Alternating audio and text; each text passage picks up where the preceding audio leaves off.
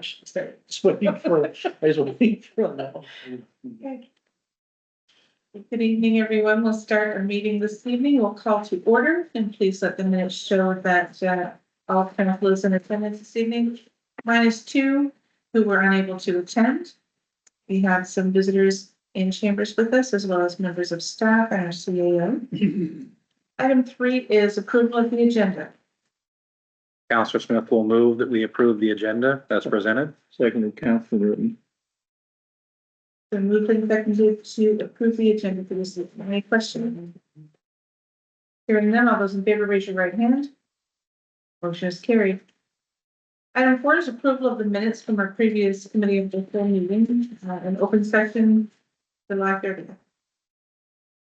Councillor Smith will move that we approve the minutes as presented. Oh, July the 30th.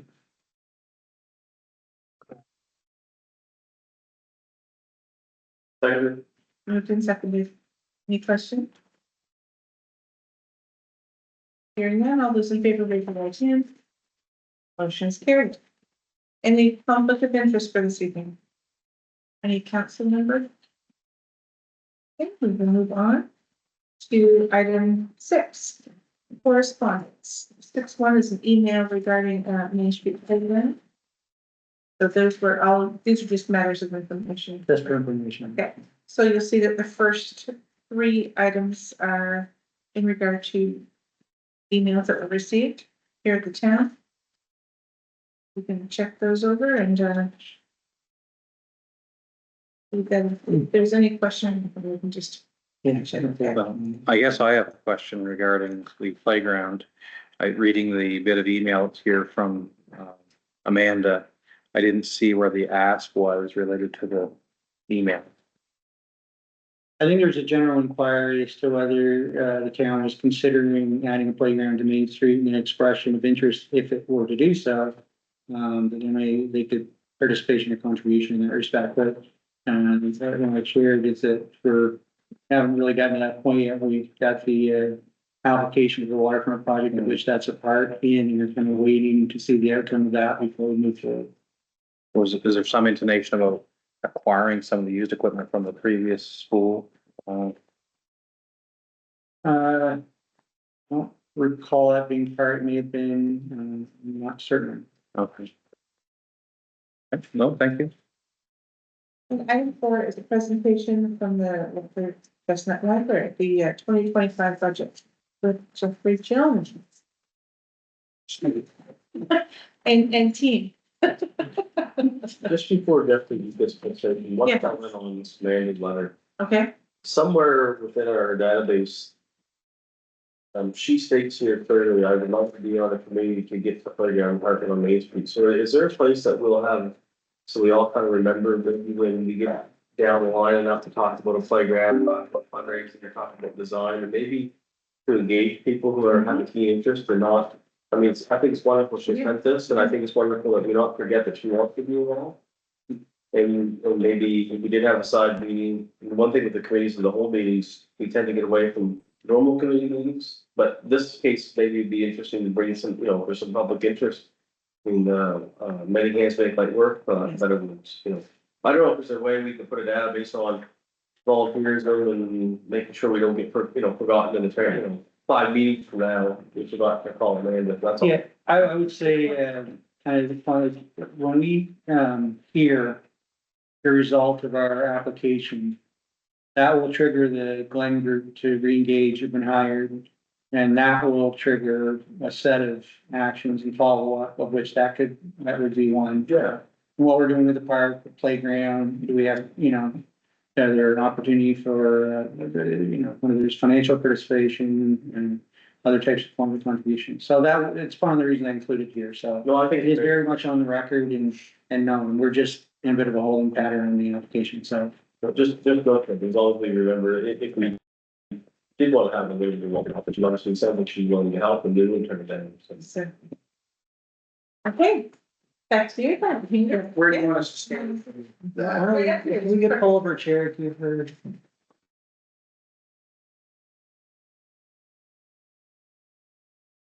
What you talking about?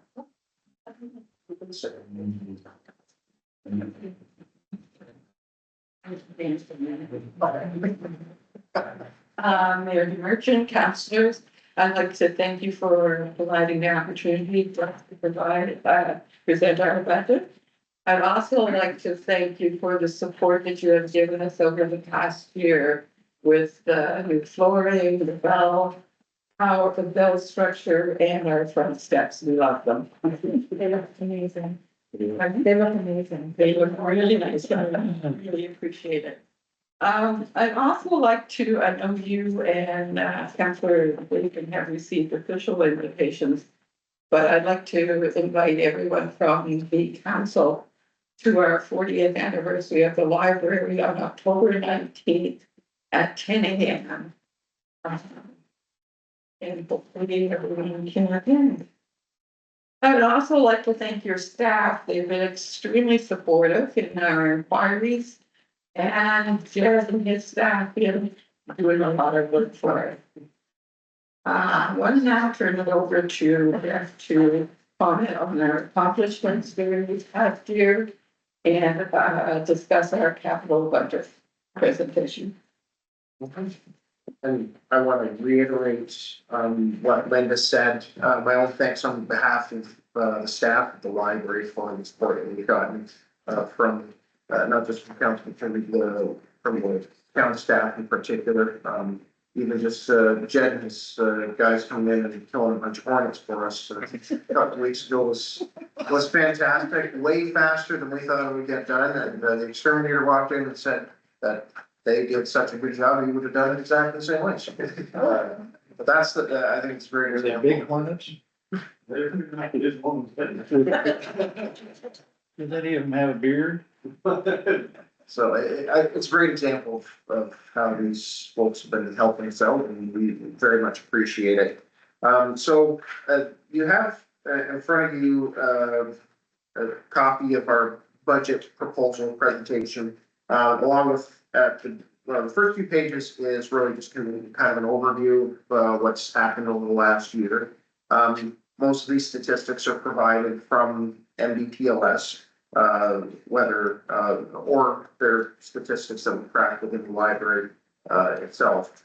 But what I want to highlight in particular is bottom left, the items borrowed, that jumped 18%, so almost a fifth over the last year. And I think that's probably the most accurate measurement available to us this past year of how busy things have been. And that's despite us actually removing almost 1,000 items from our collection as we do a refresh, a weeding of it to try to bring the collection up to date. So we're going to catch up on that, but at the same time, the fact is people are using our resources more, and we find that very encouraging. So in terms of the next page, accomplishments, it's just an overview. Some of you will be familiar with the MB Power Energy Kit program. Well, we first reached out to MB Power to partner with them on that because another library had done so, and it was very complimentary of how it helped their community. And then Michelle contacted us a little bit later saying that the town was thinking of doing it, and we were able to work together on that.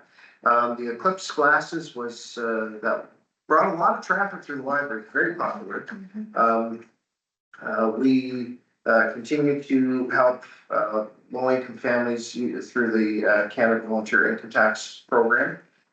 That's not just a up to tax deadline thing, by the way. We typically have a few people every month who are still catching up on their taxes for one reason or another, and so that is a year-round program. We are seeing increased use of gallery space, including just a highlight. We're having the New Brunswick Alzheimer's Society give a series of presentations that just started, and we're going to have some more coming up here in the near future. The community food shelf we have in the front entranceway continues to get a lot of use. The reading clubs this summer went well. We trialed a teen summer reading club, which was small, but not but very enthusiastically used by those who were in attendance. And so that's just an overview of some highlights this past year. Priorities, what we're hoping to do first of all is increase the utilization of our gallery space upstairs for community presentations and events. There's multiple parts to that goal, including not only finding partners who run events and do presentations there, but also make the space itself more usable for such events. And so within the board, we have plans to obtain a better projector, for instance, to be able to give presentations in a more effective manner. Storage continues to be an issue. That's something that we need to address, but one of the things holding us back from using the gallery space most effectively is the fact that the room next to it has been forced to be used as a storage space. And so that's something that we need to address at some point. Where the other priority is building improvements.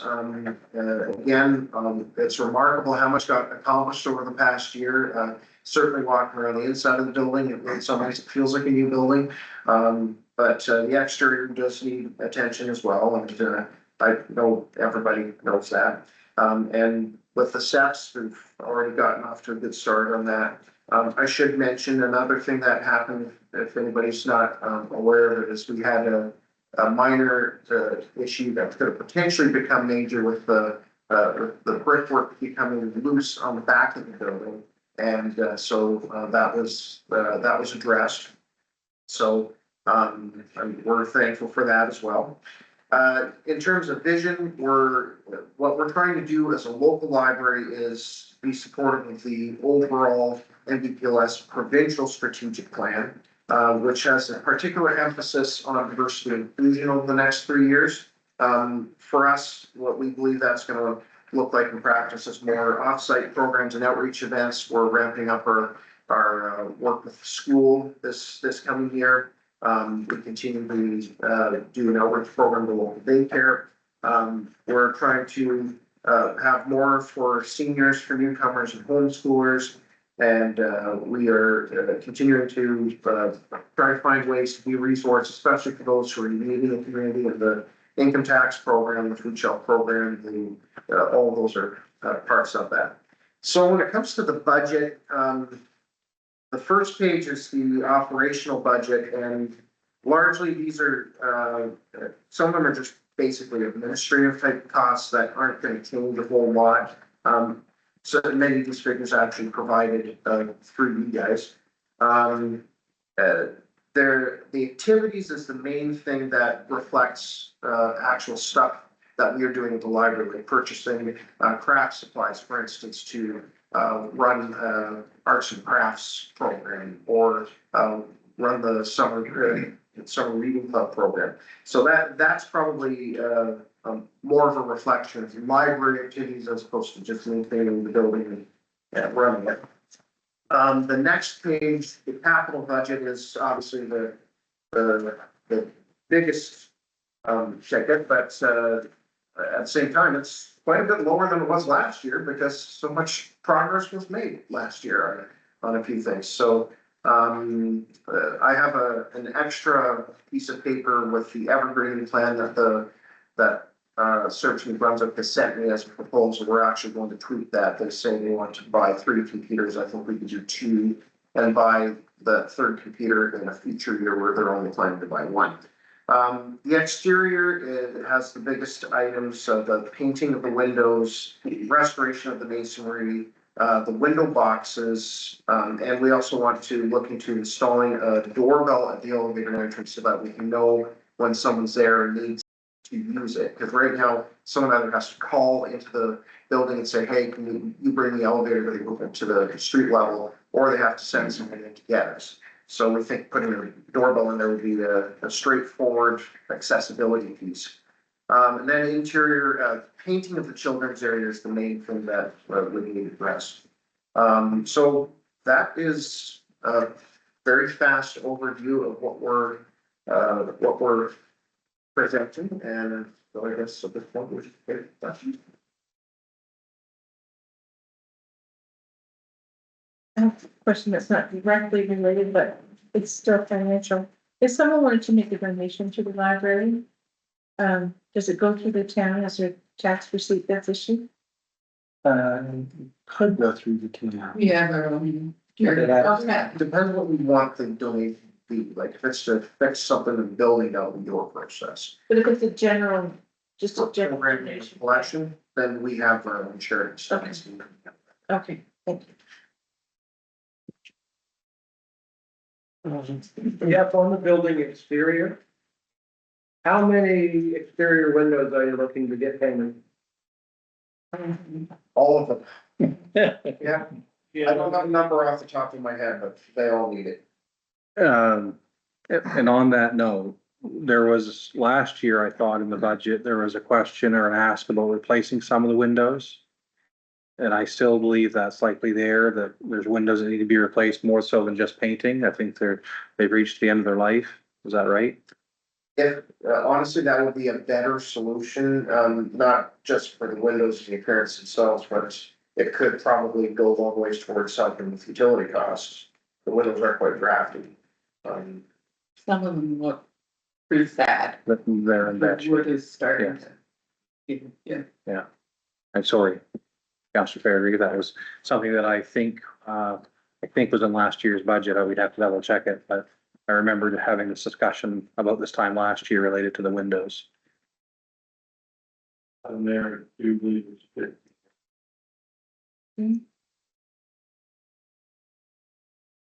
You know, with that, as MP Power owns the building, have programs on occasion for energy efficiency and so forth.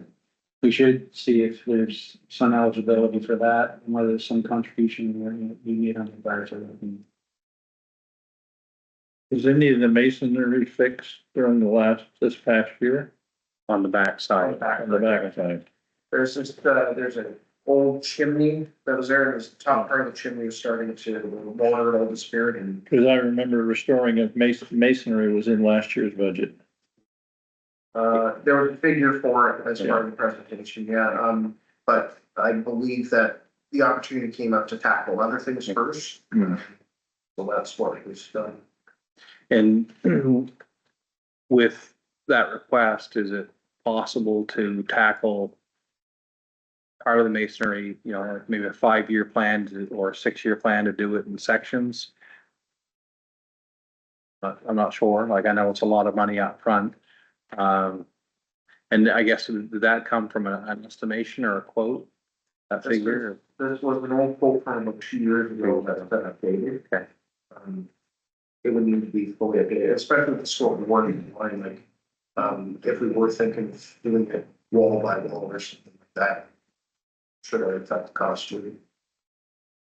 I have one more question, I'm sorry. Really two, but I'll start with one. You mentioned some of the storage solutions at the beginning of your presentation. Do you have a specific ask about storage? We don't have a specific ask for, we're just letting you know about the need. Okay. In the past, I know that some of the library's storage was done at other town facilities, including this building. My understanding is that a lot of that storage is currently occupied because a lot of stuff had to be moved out of the arena, and will be put back, and that's completely understood, no complaints there. The challenge is that as our programming is becoming busier, and especially with the reintroduction of Hartland Culture and Green and Hartland, that comes with some storage requirements of its own, especially easels, boxes of books that we use for annual book sale, and certain other supplies. And the building itself does not have a lot of dedicated storage space. The room downstairs, we're actually supposed to keep clear for code reasons. It's access to a electrical board down there. The only other dedicated storage spaces are the one on the main floor on the corner, which currently leads into the staff washroom, and that's already full. And then the one upstairs, where currently we're storing tents and some decorations for different programming. So right now we're using part of the genealogical research for storage. I do have a little further information on that. At our last meeting, we were discussing storage because we want it cleaned out So that when we have our 40th anniversary party, it looks nice up there, but also a long-term goal with. And one of the things we were talking about, we saw on, The other side of the park, where the CK, they have that, the CCAN, a small one, and we were wondering if it's possible, if we were able to get one, if it was on the backside where it doesn't interfere with anything, if it could be set up. Now, we don't want to destroy the plan that you fellows have for your future waterfront there, and we don't want to interfere with anything else, but we need a dedicated space for this storage, because we can't keep looking at and trying to hide it somewhere else. and we don't know, it'll be probably more convenient for all if we didn't have to get his boys to pull it out of a town facility and bring over to us to be just handle it ourselves. They're very good at doing that. They are. I also know they've got a lot of other stuff to do. I mean, that's something, that Thank was you. something that we had discussed to see if it's a possibility. We're trying to get some more information on it. And then, bring it back to you. We can, That's just kind of a heads up. we can look at that. Thank you very much. Okay, and I don't have a question, but I do want to say this, as you were going through your statistics earlier about the increases. 48.99% of our population is using the library in terms of the 4,100 population here within the town limits.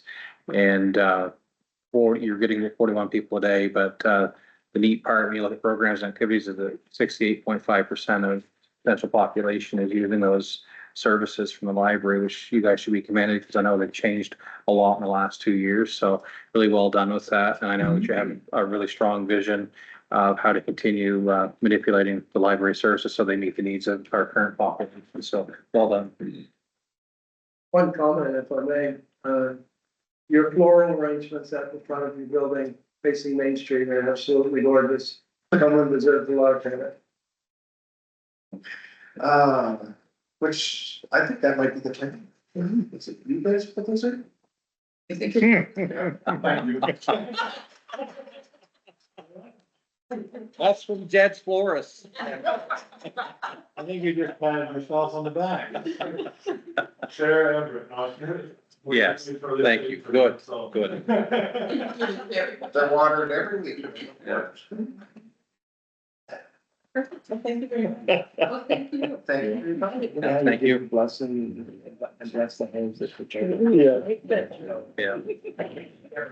Christian prayer. Yeah, and I think about the bless the hands of the garden for me.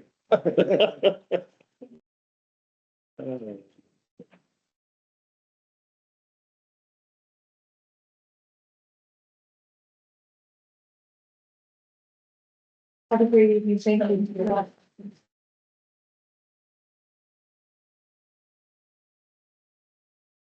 We'll move on to item 7, and 7.1 is CAO report. Start at the top, annual staff reviews, we're,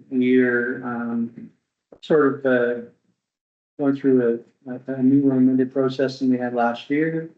And it's sort of keeping the budgeting process, but this is really, much more about, looking at roles and responsibilities, performance, accomplishments, and possible changes, to the organization.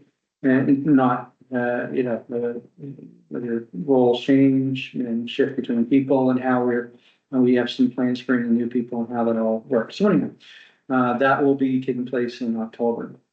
I'll skip down to eScribe software. We may touch on this later, but, we're sort of in the process of, determining how we will spend a new ELG source of funding we have. That may not make the cut. I think at the time I wrote that, it was a little more definite, but, it's a fairly fluid situation. So, but at least it's in play. DTI engagement, Jed may speak to this later, but we still, there's been a transition at DTI itself. The person we had worked with has been, replaced, and in with Mr. McCabe, and we're just in the process of engaging them to discuss some of the matters that we have in play, such as guardrails, that we're well aware of, so. Emergency management planning, John Nigro has, been sort of engaged in a couple of training sessions and, meetings, respecting, emergency management. And we received a template, from, the province that we're using to update our emergency plan, so.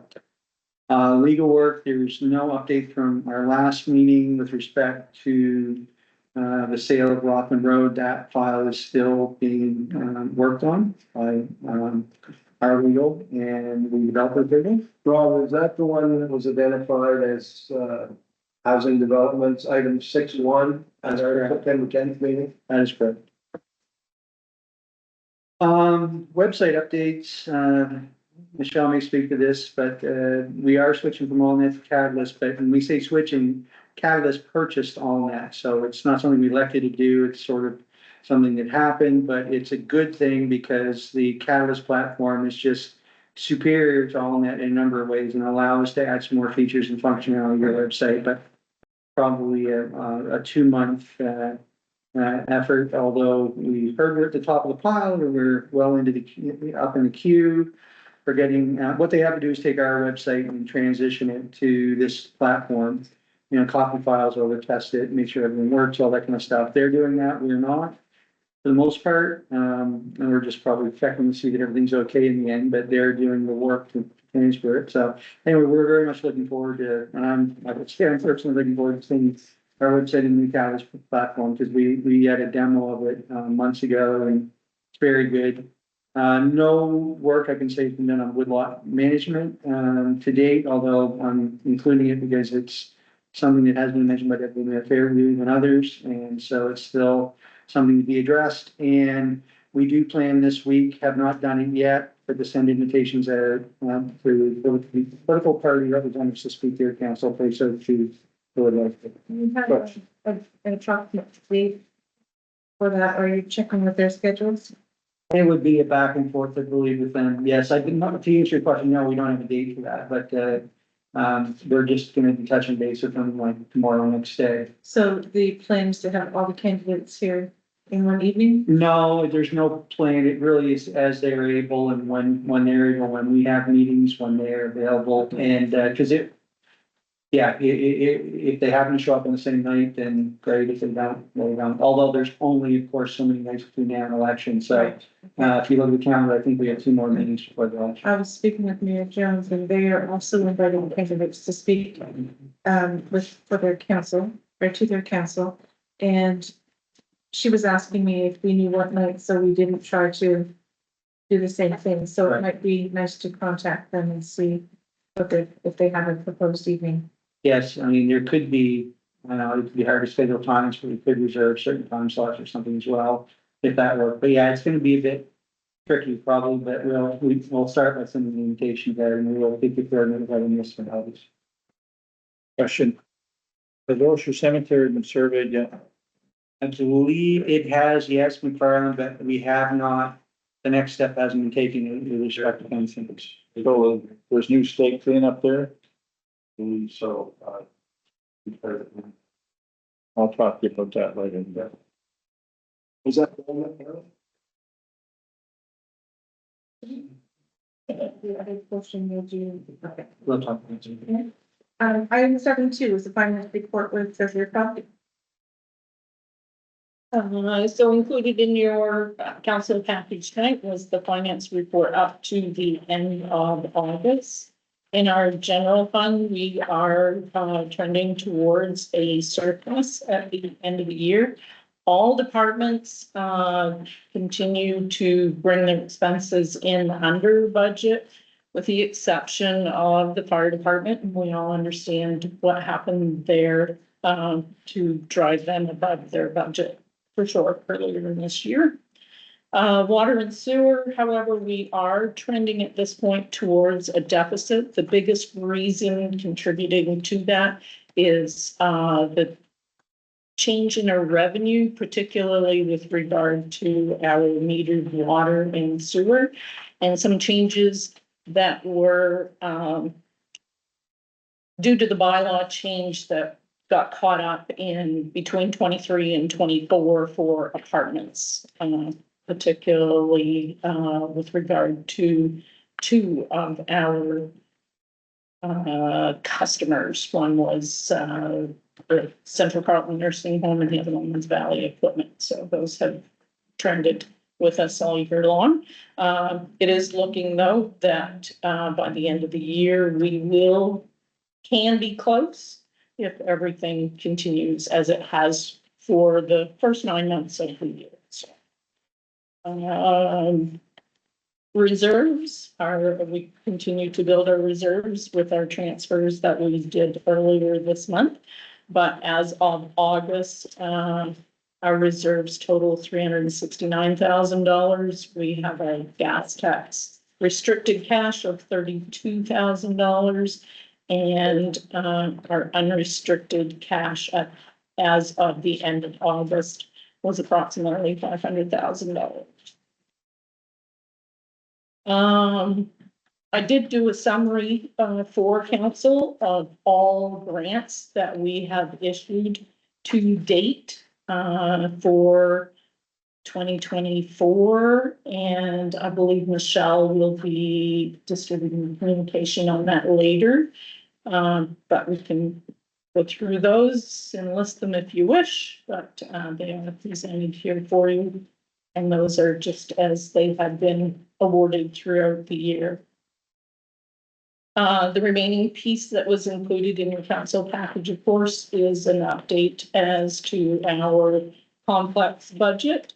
And we are still working within our budget. We do have approximately another month to go, and things are definitely tight within that budget. And we do, but so far, so good. So we will go from there. Currently, we are working on our gas tax capital investment plan for 2024 to 2028, and to be able to present that within the next week to the Finance and Infrastructure Committee.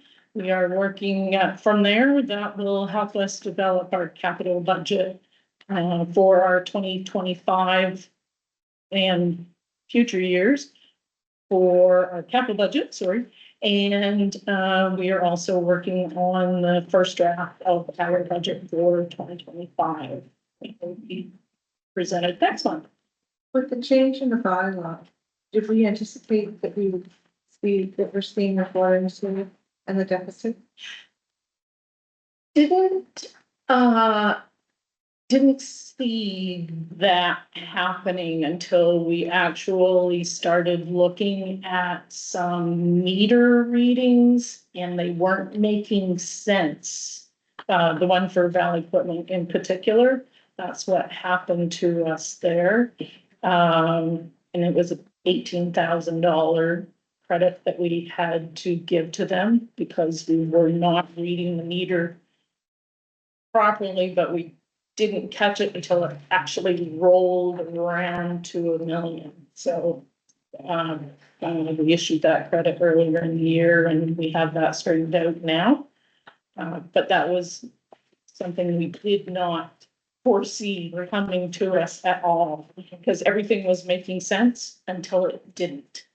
And it was like, oh, something is definitely out of whack. So Judd and I and Valley Equipment, we sorted our way through what had gone wrong there. As far as the nursing home goes, it was how we were counting their single rooms that affected us. So within the bylaw, we went to 4 rooms equating to an apartment. So that changed their billing.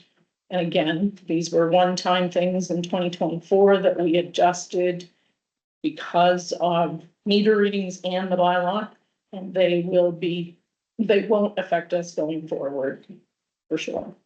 Thank you. Any other questions for Treasurer Pelkey? Okay, thank you for that. Item 7.3, Communications and Development Report. Derrah. Mayor and Council. Evening. Okay, so my report's a little long, it's from 2 months, so I'll just hit some of the highlights in it. I did start a new monthly post about bylaw or a policy topic. So the post actually was published today, and it's letting people know that it's coming, and feel free to drop some comments if you have questions that you'd like included, and maybe we'll be able to pick some of those topics as well. But I've also started a page on the website for frequently asked questions under the bylaw section as well. And we'll start populating that, and some department heads in our meeting today, they're going to give me some feedback on some common questions that they get. And so we'll populate that as well. So it'll give us some more items to choose from when we do those, start rolling those posts out. I think I've got the first post scheduled for next week, seems to me. For community engagement, so we did include several businesses, residents, and communities from throughout the municipality of Hartland in the photo shoot that was done at the beginning of August. So I've listed in my report a number of businesses and some individuals that helped bring that to life. And I did provide a sample of our newsletter. The back page of that newsletter includes just a small sampling of, I think we had over 700 photos that we got. There were lots of really great images there. And then the notification system. So Rob and Tina and I met with a new notification system provider called Simplicast. And so I did test the system. It works. It's very similar to what we're currently using now, which is with Telmatic. Very similar, except it has lots of extra features. So we can actually make emails a little more vibrant and add color and add images and make them pretty, as well as just doing your plain Jane notices that need to get out there. So it does have lots of features.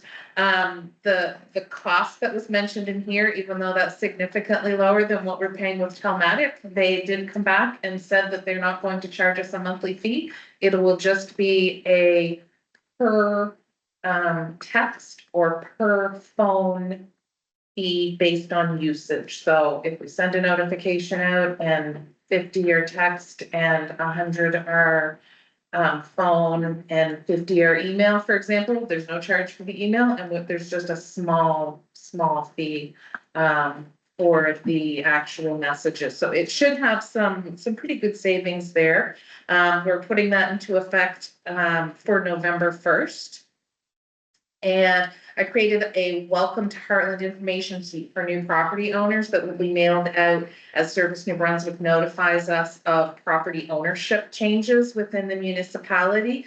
So that document contains basically who you contact for the various municipal services. So there's some that we outsource, there's some that there's links on our website for more information. So it's like a double-sided document that gives a lot of information to other new residents or businesses or anything like that. If the property changed hands, they will get that information sheet.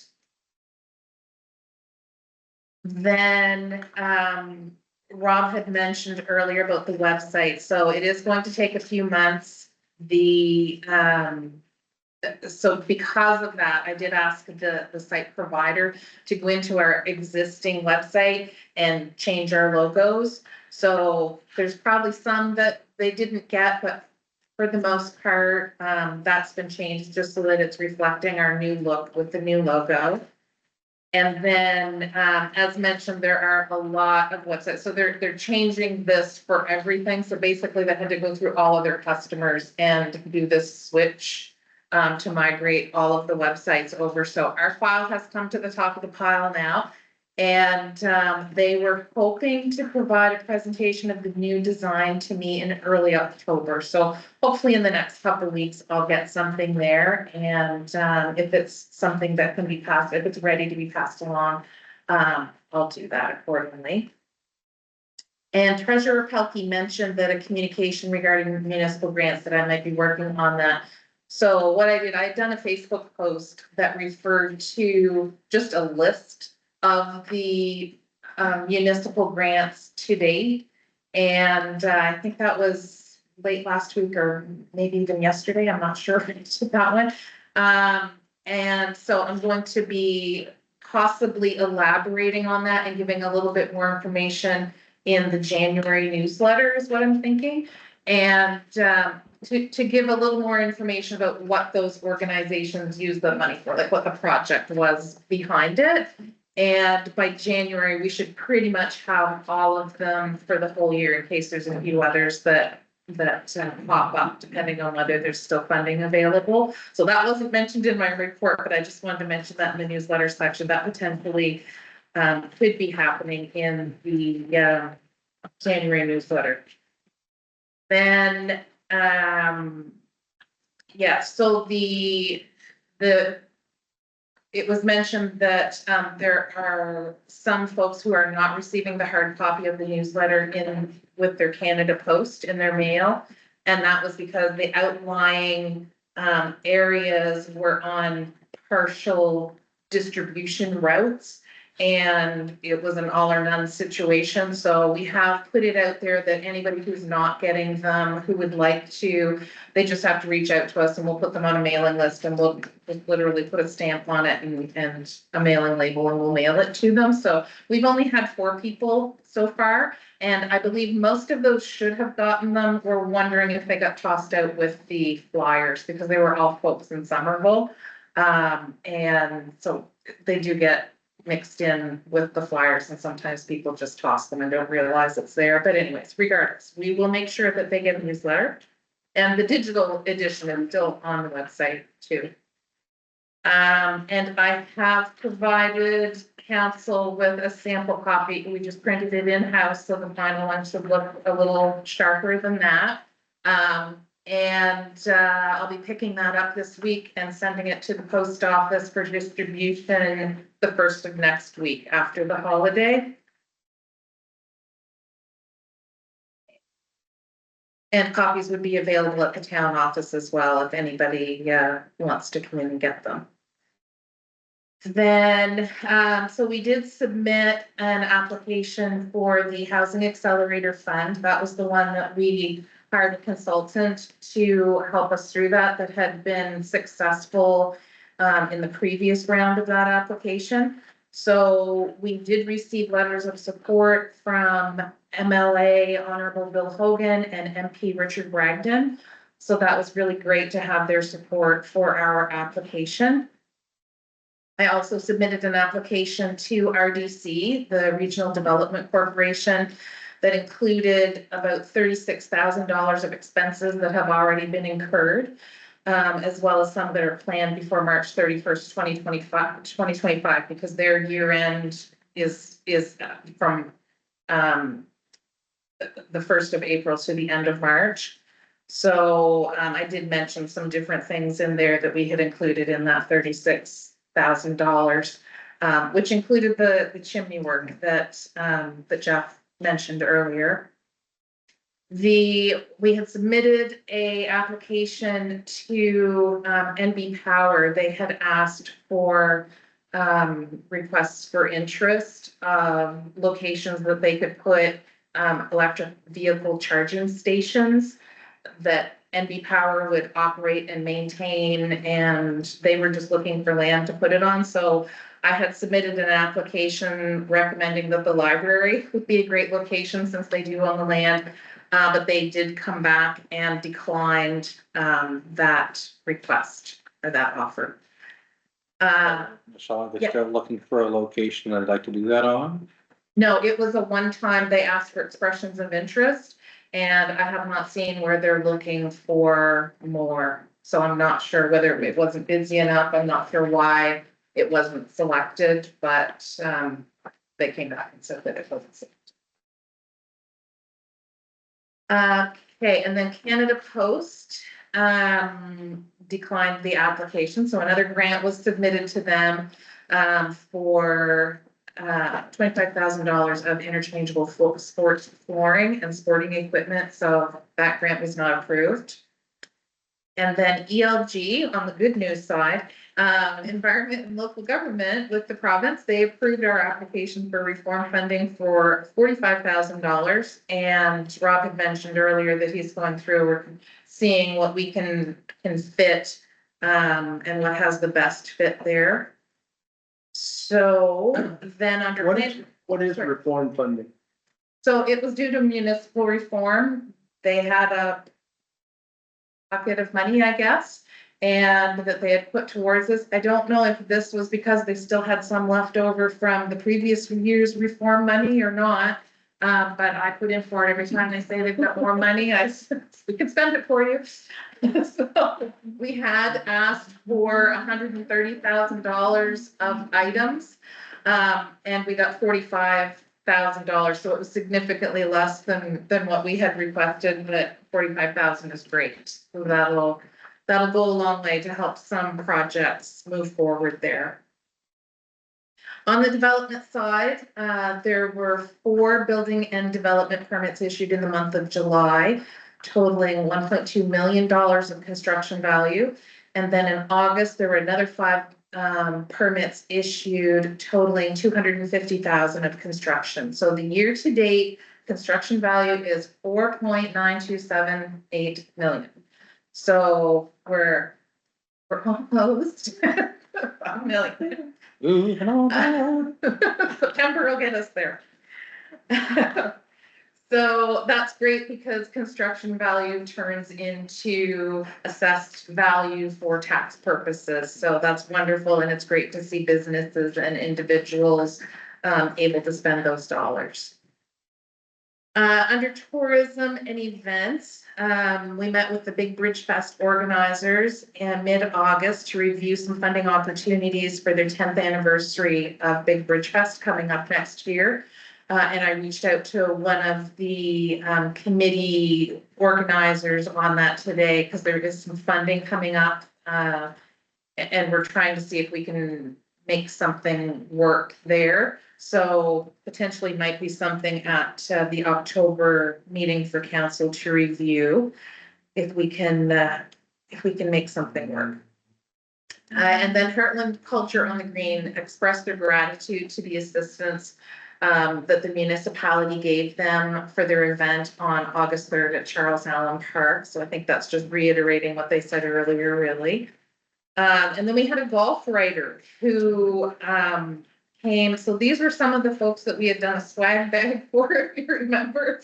So we put some things together. So they were here. They really enjoyed it. So Dale Dunlop provided a link to his story on the Covered Bridge Golf Club. He also visited the Aroostook Valley and Mactaquac courses during his trip. And he remarked in his article what a hidden gem the Hartland course is and how it was a star of the trip. So I did provide a link there. If you haven't already had a chance to read that, you should give it a read. It was really great. And then he also is going to feature the Covered Bridge Golf Club in a Saltscapes magazine article, along with the former castle in Perth Andover and the Hike for Freedom Trail. So that magazine, you've probably heard of Saltscapes. It has a distribution of more than 28,000 copies across Atlantic Canada, some of which would have multiple readers per copy because you'll find them in a hotel when you check in as well. So that could give some really great promotion to the golf club right here in town. And I created a Hartland fact sheet for West New Brunswick Tourism, which is the Regional Service Commission, and the operators to use as a snapshot of activities, eateries, area history, just a snapshot of facts, basically. And I still need to add, I want to add the winter operators to it as well and make a few tweaks before I promote it with the businesses. but I did put the link there in case you want to take a look at it, but there's still a little more fine tuning, but we're thinking it can be something good, for next year's tourism or this winter's tourism. And, at your September 10th regular council meeting, so I was not here. But I did watch it online and there was a mention of attaching or a request to attach some hanging baskets to hydro poles with memorial plaques. So I did provide some information there for council, if you review that request further, because they do have some requirements and things that you can do and you can't do, and basically items that aren't allowed are flower pots, basketball hoops, and light fixtures. So, just kind of keep that in mind, and you can check that link out if you, decide to go further, investigating into that one. Michelle, just a quick question. Yes. The little banners that are hung out for things like Remembrance Day or student photographs, because they're lightweight material usually, that wasn't sort of omitted as a cannot, those ones seem to be okay. Those can't, you have to use specific brackets that the bracket can be taken down, so the bracket has to go up, you have to use there's probably a name for it, it's almost like a plant that goes around that cinches. And yeah, you have your two brackets, your flag or your banner gets put on that, so you do have to apply, you have to, there's a certain duration that you're allowed to have them up for, and so there are things, but yes, you can do those. But yeah, the proper way to do it is to go through these channels. There may be some that don't do that, but I was bringing that up for council's reference. Then on wayfinding and welcome to signs, so getting really excited on this one. She sent me, so A&D Communication, also known as Wicked Good Graphics, she sent me a photo of one of the welcome to signs. It was welcome to Somerville, and it was leaning up against her work table at the shop. So she sent it to me the other day, and they're going to look really nice. So Jed is going to be doing a tour with Susan and marking the spots exactly where the posts need to go, and doing that sort of thing. So he's going to be doing a tour with her in the next week or so. So we are hoping to have, at the very least, the wayfinding signs in the downtown core. I had asked her to make that a priority, that if weather gets to be an issue here, then that would be the priority to get those ones done first. And if we have to wait till spring to put the welcome to signs up, then that's what we'll do. But hopefully we'll get enough time to do both of those. And then, oh yeah, so we are working on getting a price to replace the street name signs in the downtown core and on Bridge Hill. So that's the actual like Orser Street or Main Street, the currently green signs. So we're looking to see what the cost is to make them match the same color scheme and design as the rest of the signs. Not sure if we can afford that, if we've got the extra money in the budget, but we'll wait and see what that cost is and go from there. Just on that, the idea that we discussed is that obviously if we're putting new signs downtown core, it would seem to make sense and be an opportunity because you have new signs alongside old, less new signs that are in the best repair. So why not take the opportunity to place those signs as well, so you punch up the whole. And then the downtown waterfront revitalization project. A COA had come back a couple different times asking for more information and clarity on some of the points. So I've provided information to council there. And I sent her another email this morning to see if there was any more update or anything I could pass along, and I didn't get an answer before council meeting. So hopefully it's one of those things we can't, if the election's been called, RDC, I don't believe can approve any funding at this point. And even if a COA did approve the funding, we can't move forward with it because we don't have a viable project unless we have confirmation of funding from both parties. So I'm not really rushing a COA on it for that reason, but I have asked for an update. So hopefully I should have an update for the next meeting. And I did attend the AMANB conference in St. Andrews, which was great. Some good networking opportunities there. And I did get a scholarship approved for $1,000 for story mapping, which I'm really excited about. So it could, if it works the way I think it is, it's going to show me how to use some online software and applications to actually create a guided tour is one of the things you can do, but that, from what I understood, I think that is going to work here. So we would be able to create a guided tour, and as they get to a particular GPS location, it would tell them what it is they're looking at or where to look to see whatever, you know what I mean? So we could do a self-guided tour. So, and have that offered to folks. So, hopefully, so that's an 8-week, 2 hours a week plus homework, to do that one. So, but yeah, I'm excited to start working on that. That starts mid-October, seems to be. Well, that's, Wow. excellent as always. Yeah, no, Long. you can't win every grant, but I think you're better than 50-50, so. Great, Michelle. Yeah. Any questions for Michelle? Lots of thanks. You're welcome. Okay. We'll move on to our recreation report. We're done that.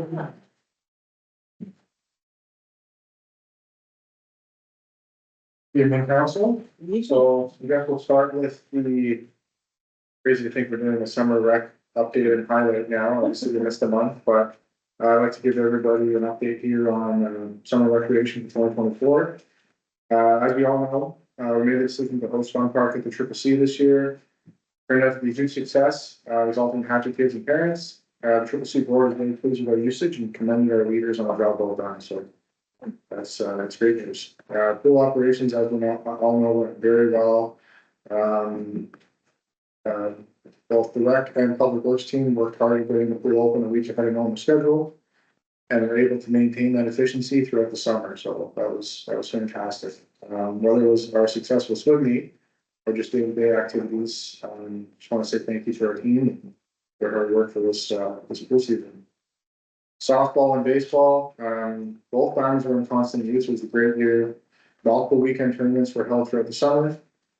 Softball and baseball clinics were held on a weekly basis from both rec directors and different age groups, and they were a huge success, and we're looking to expand on those in 2025. Soccer program went very well. Another big thanks to all of our coaches and volunteers. You know, it's a joint effort to make this happen, so I really do appreciate that. Some highlighted events here. Hartland and the Covered Bridge Golf Course hosted the 2024 Active Boys. Over 100 grade 8 boys participated in multiple events from the valley.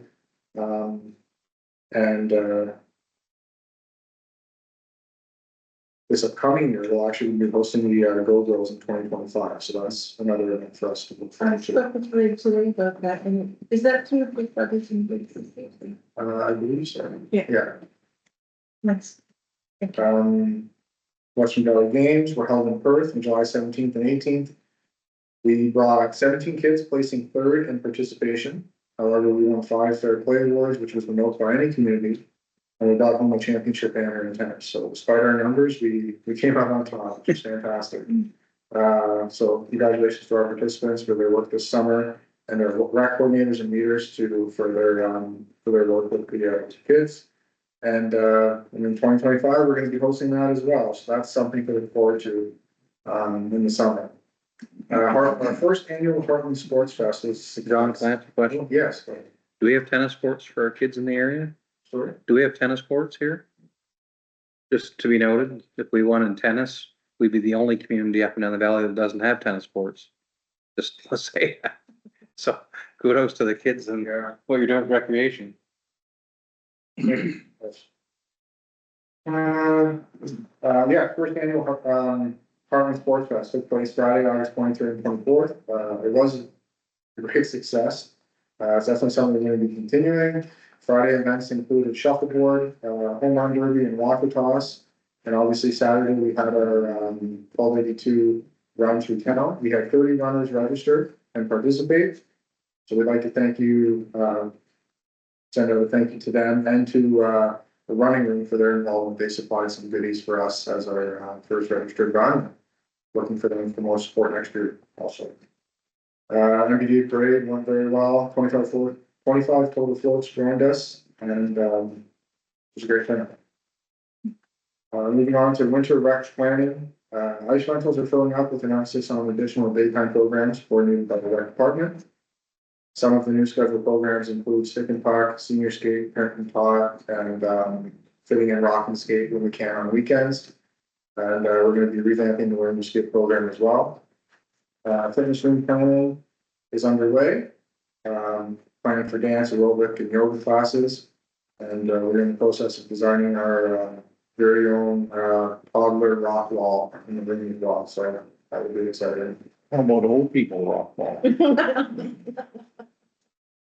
afford the insurance. And there's a different set of Sort of live. different set of restrictions. And we're looking at craft art cooking classes for the community room. Some are already kind of signed up and in the works. Just a matter of getting them down on a particular day of the week. And we were in talks with local artists and crafters for introductory and recurring sessions. So current events, obviously right now we're kind of an in-between stage with no facility in between winter and summer programs, but recreation has begun after school programs to kind of carry us into the new complex. Move It Monday is a weekly after school program to encourage active play. And K-5 Fall Adventures is something that happened just started today actually. Will be going on for 4 weeks, and it includes outdoor scavenger hunts and games. And the ball diamonds are still being used regularly with great enthusiasm from all organizations. Upcoming events, we got our Haunted Trail scheduled for October 26th. The younger kids will be coming up before dark, and the older kids will join us after. Planning for decorations is ongoing with local contributors and volunteers, and the recreation department will be providing kid-friendly treat bags on the evening. Our Spud Cup was this past weekend, also great success. Thank you to our rec team for organizing that and all the teams who came out. And our first weekly recreation podcast, the Stocco and Sullivan podcast, happened yesterday. They had a great turnout. I believe they have over 700 views on Facebook. And it's a fun way for us to share our recreation updates and current events, upcoming events with the municipality. That's great. And our farmers market is ongoing right till Thanksgiving weekend. Science East will be coming with their interactive museum on October 5th, and they'll be setting up under the pavilion with a variety of activity stations. I think we're good. Thanks, John.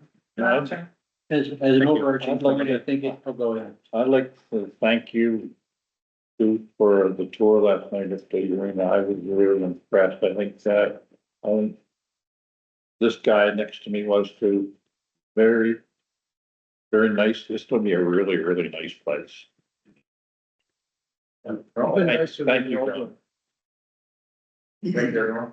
Thank you, John. Podcast name like Stokey and Sully. Stokey and Sully. Yeah.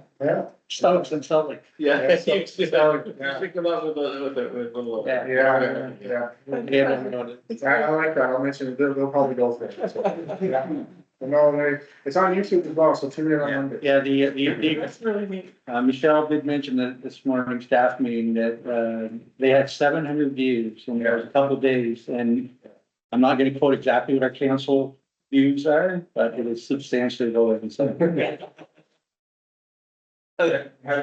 Make that one. Maybe we need to come up with a more creative name. Big deal. Hartland Jibs and Jabs. I want to echo what Councillor Britton said. The tour last night It was very encouraging, and it's nice to see, all the collaborative efforts that have been made, and to see where we are at this point, so thank you to you both for all of that, it's much appreciated. And just a footnote on the recreation report is that we've been seeing participation, and I'll say revenue as well, going up in most all of our programs this year, leading into when we open the complex. So it's been a very good trajectory, which I would hope will continue to even increase as we open the Right, facility. and good public feedback too, people notice, so. And innovation is the key to that. So thank you, John, for, Yeah. you know, Well done. maybe a new spin on some older things and some new initiatives too that have opened up people's eyes to what we have. Yeah. Yeah, the race we had, the 1282, and they did example of that. Yeah.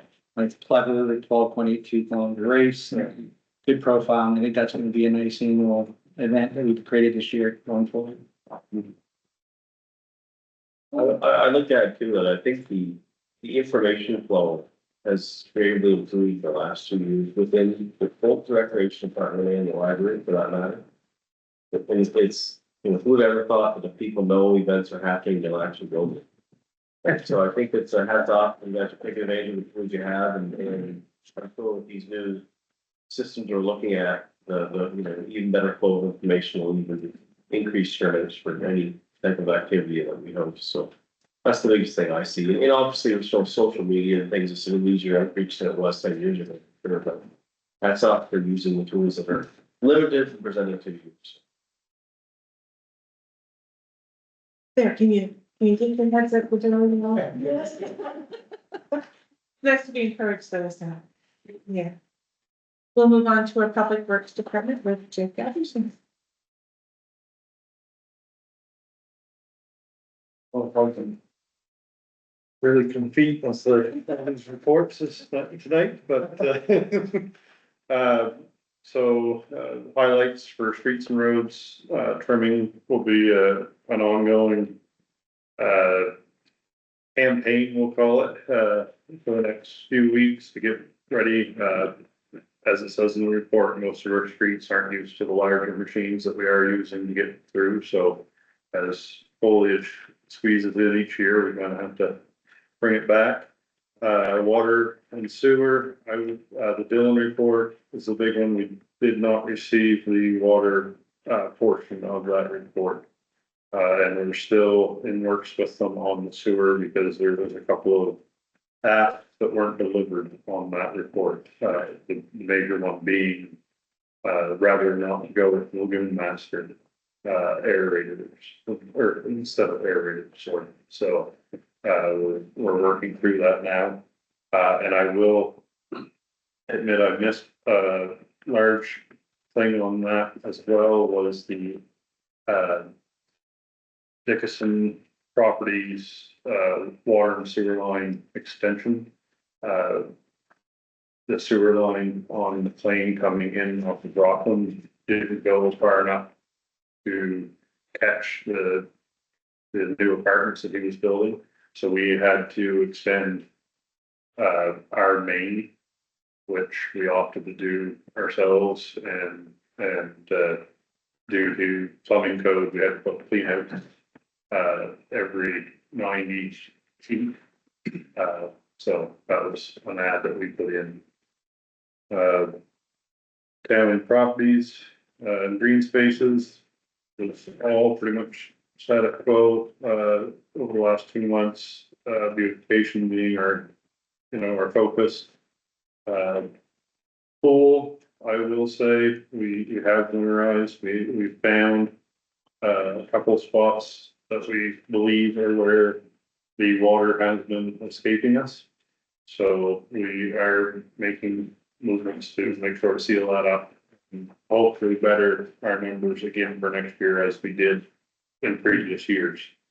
Are those spots water lines, for example, or are they? No, they're in the concrete.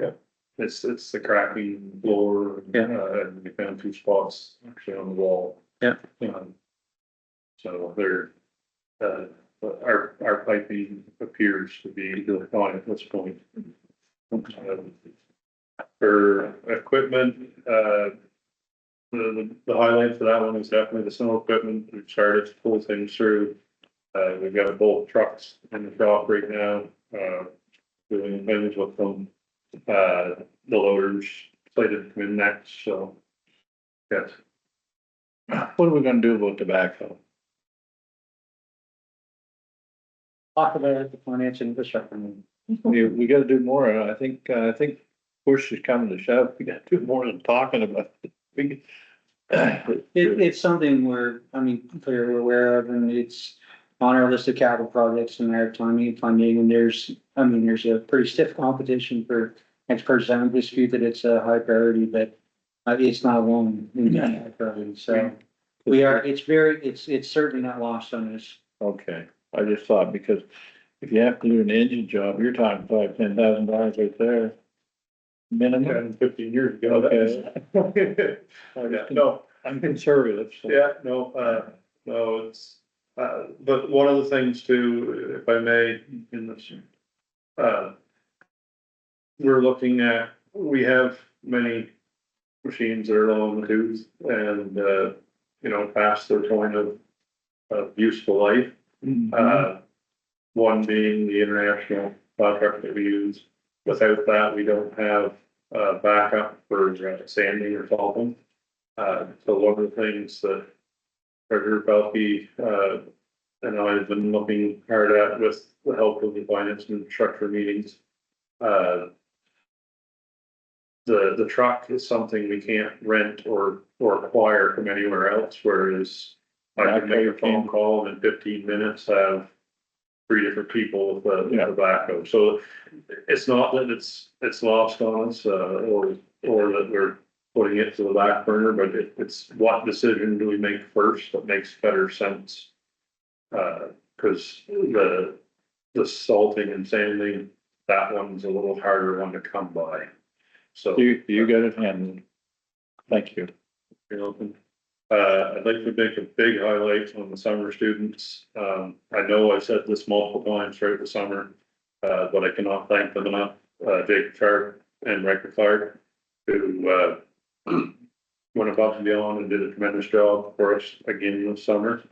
I did add a little note that hopefully we'll see them back, but if not, we support them in whatever endeavors they get into then. Do we send youth like that cards or anything, or do something for those kids when they're done at the end of the summer? A little bit of a celebration of sorts for. We did something internally in public works, something that. Are they high school students or college? They're both university students now. Riker graduated just this past June. I believe he is into his 3rd year of university. Yeah. Nice, thank you. We're very privileged to have both. And then the big CCCC. the big project that has been turning up most of our time. There's many things on that. I won't go through them all. You're very welcome to ask any questions that you may have, but myself, I sat in on the construction committee meetings. That's turned into the biggest portion of my Monday morning now, the past several weeks. Was in with the fire marshal, had been through, gave them similar tours we give you folks last night.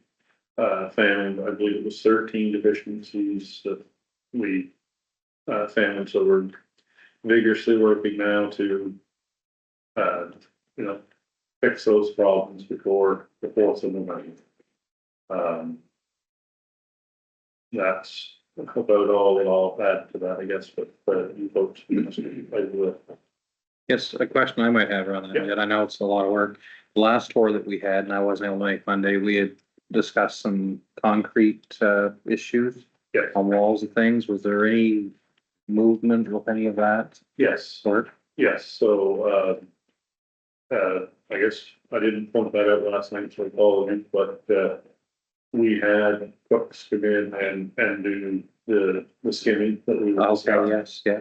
and fix that up, and then the upper level of the floor. Anytime you're in Hartland, give me a call, and we'll buzz you up there. Okay. Might want to see that. You Yeah. really need to. No, I had wondered and I was disappointed, but I'll be available a bit here in the next couple of days, maybe tomorrow I might pop up, I have some time, so. Please, Yeah. please do. Jen, another topic, but in relation to our discussion a couple weeks ago with changing the speed limit on the Rockland Road. Yes. I've had 2 phone calls in the last 2 weeks, both farming operators and construction operators, and the concern is with the hill, loaded trucks. What hazard that may provide when they're downshifting to slow down to 50 to climb the hill. So obviously, I mean, I'll make this public, they weren't in favor, they felt that maybe a sign stating.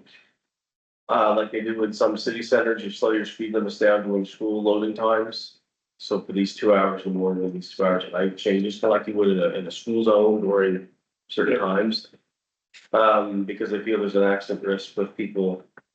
Trucks missing gears or being run into because they're doing 25 kilometers an hour up the hill with the sign and loaded.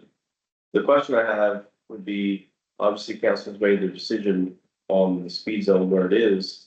But is there signage to warn drivers that this potentially could be a problem, like a caution sign, you know, like, slow moving trucks or something, because I think it's a legit concern. And I never thought of it that way.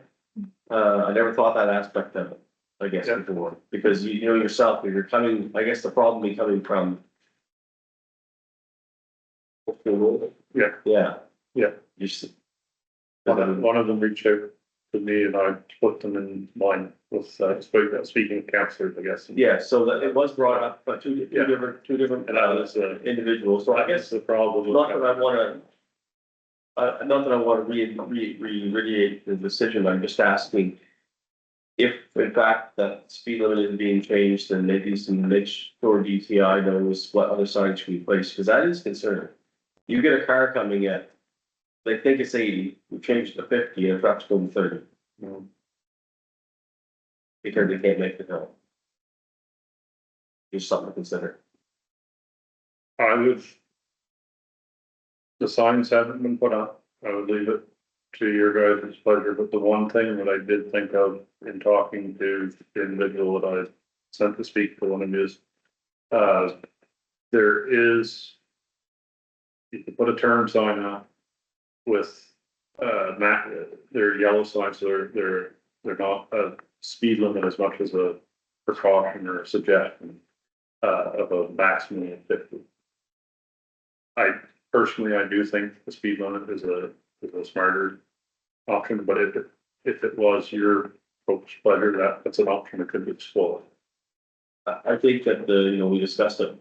And the decision's fine, I just think making sure we have a slow moving truck sign or something, or it's a valid point. I mean, it's not the decision they want to hear, obviously, because they're concerned with, for another reason. Yeah, and it's a valid concern. Right. So what do we do with the case, I guess, if it does pose a problem, how do we monitor it, or how do we? So we change the speed limit sign and then. There's 3 instances where there's almost an accident. How do we juggle this, I guess, or be prepared, maybe, I don't know. If we went to the slow moving the vehicle sign, we could monitor it. Okay. We would probably want to extend out to those folks that reached out to you to please, come to us with any issues of that nature that do happen. So that we can be aware of it. I can then report it to you folks so that we can deal with it that way. I agree with the slow moving sign, probably be a great idea, especially coming up this way. Yeah. Towards town. The other way wouldn't be much of an issue because you're carrying all your momentum down the hill, so it's not gonna slow you that much going up around that corner. But, yeah.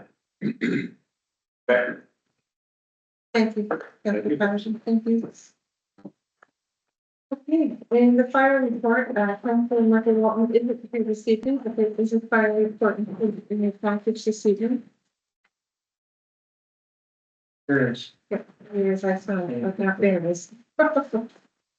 Okay.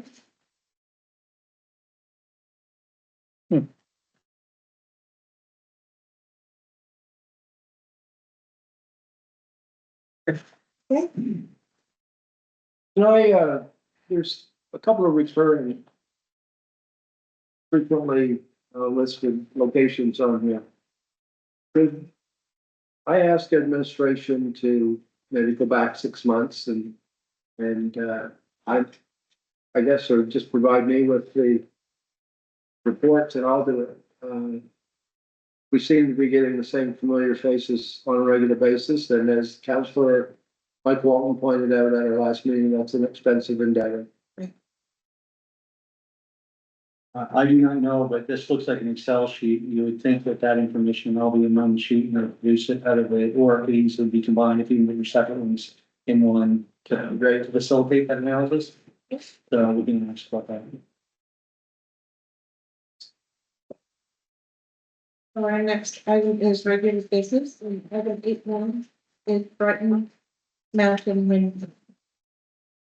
So, I did not print out, it's a little lengthy, we do have copies here, but in any event,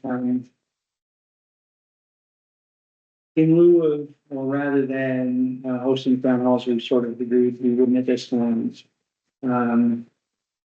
We put this FAQ together, which kind of broadly speaking covers 3 categories: information about the wind farm project itself, where it is, how large it is, how many windmills, information about the process that's being followed, which is what members of council, some members of council heard when we heard the presentation from Department of Environment and Local Government. So review, approval, regulation processes, and then some general information about wind energy. Just to have that out, so for the public to see. So the Brighton Mountain Wind Farm project, you'll notice throughout this, this was taken, much of the information, or wherever I get information from JDI and primarily from their website. I indicated it and I footnoted it throughout, and which is the bulk of the questions under the project section. Under the project review, approval and regulation section, that is a subset of information that was obtained from the provincial website and the presentations they shared with us. So again, for the most part, much of this is quoted verbatim from that source. And the final section is taken from, and this is pretty heavily footnoted, a number of sources. In speaking with one of the scientists that I talked to from the housing, he sort of recommended how to find credible sources on the web. And so I followed that instruction, and that's where much of that information came from. So, but to be clear, he didn't necessarily quote, he did not cite particular websites, organizations. He said how you find them. Looking at expert panel information, for example, what you is kind of a buzzword, or not buzzword, but a keyword you put in a search engine. So at this point, I guess what we have and what our plans are is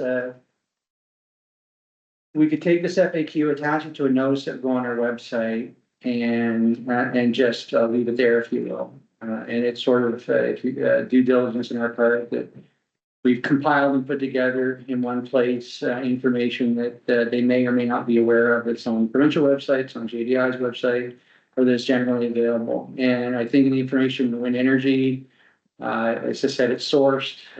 It just turns out that in the course of putting this together, one of the very largest examinations of wind energy was conducted by here in Canada, by Health Canada. So that is, there's a longer section here which references that material. And again, I took all reasonable steps I could to not sort of color the information, if you will, to simply to represent it or represent it in this document as it can be found on those sources. So if you go to those websites, you will see that language and wording and phrasing on those websites. So that is really, I suppose, if council is comfortable with that approach and with this, content, then we could move to, go forward with the notice. And that's the, recommendation for motion we've put forth here.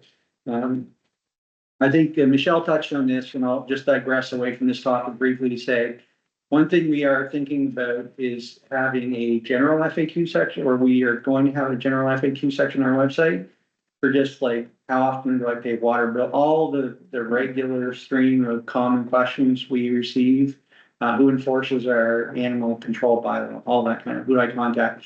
So compiling all that, putting in one place in sort of a centralized FAQ that will build over time. We're not going to, this did take a bit of an investment of time just for a day or so to sort of put that together, but for the FAQ, Michelle and I will sort of build that over time. And you know, and she mentioned one thing we're doing is sort of having a feature bylaw each month and sort of the pertinent parts of that.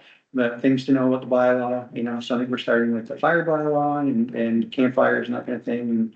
And just trying to, we know a lot of the frequently asked questions are the ones that come to us. So proactively sort of providing something that answers those questions. So this is the, and that is the FAQ. Be it resolved, the Council of Hartland recommends a motion to be put forth to post the Brighton Mountain Wind Farm FAQ as a file attachment to the public notice on the municipal website. Councillor Smith. Seconded by Councillor Patterson. Motion has been moved and seconded. Do you have any question?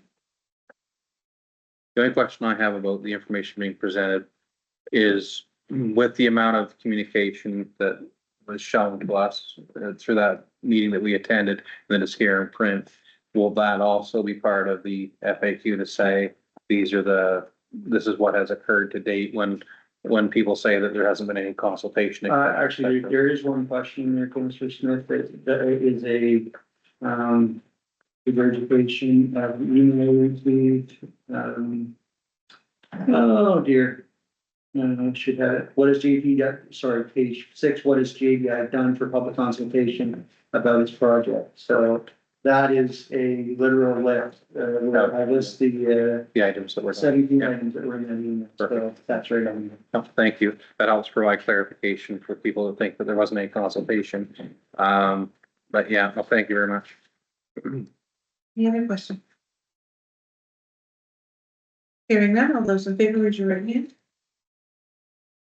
Motion is carried. Item 8.2, the community complex project. So, before I start in on, for the outlines in the CAO report, I just, want to mention a couple of things. One, Jed is, being a little modest in that his role in this project, especially in the last 6 months, has been essential and critical in, from a technical perspective, even now from a construction management perspective and coordination perspective, the fire marshals and all sorts. So he is deeply embedded in it, probably working 3/4 of his time a week on that project. That's an absolute necessity. And it is paying a huge dividend. So that should be recognized and appreciated.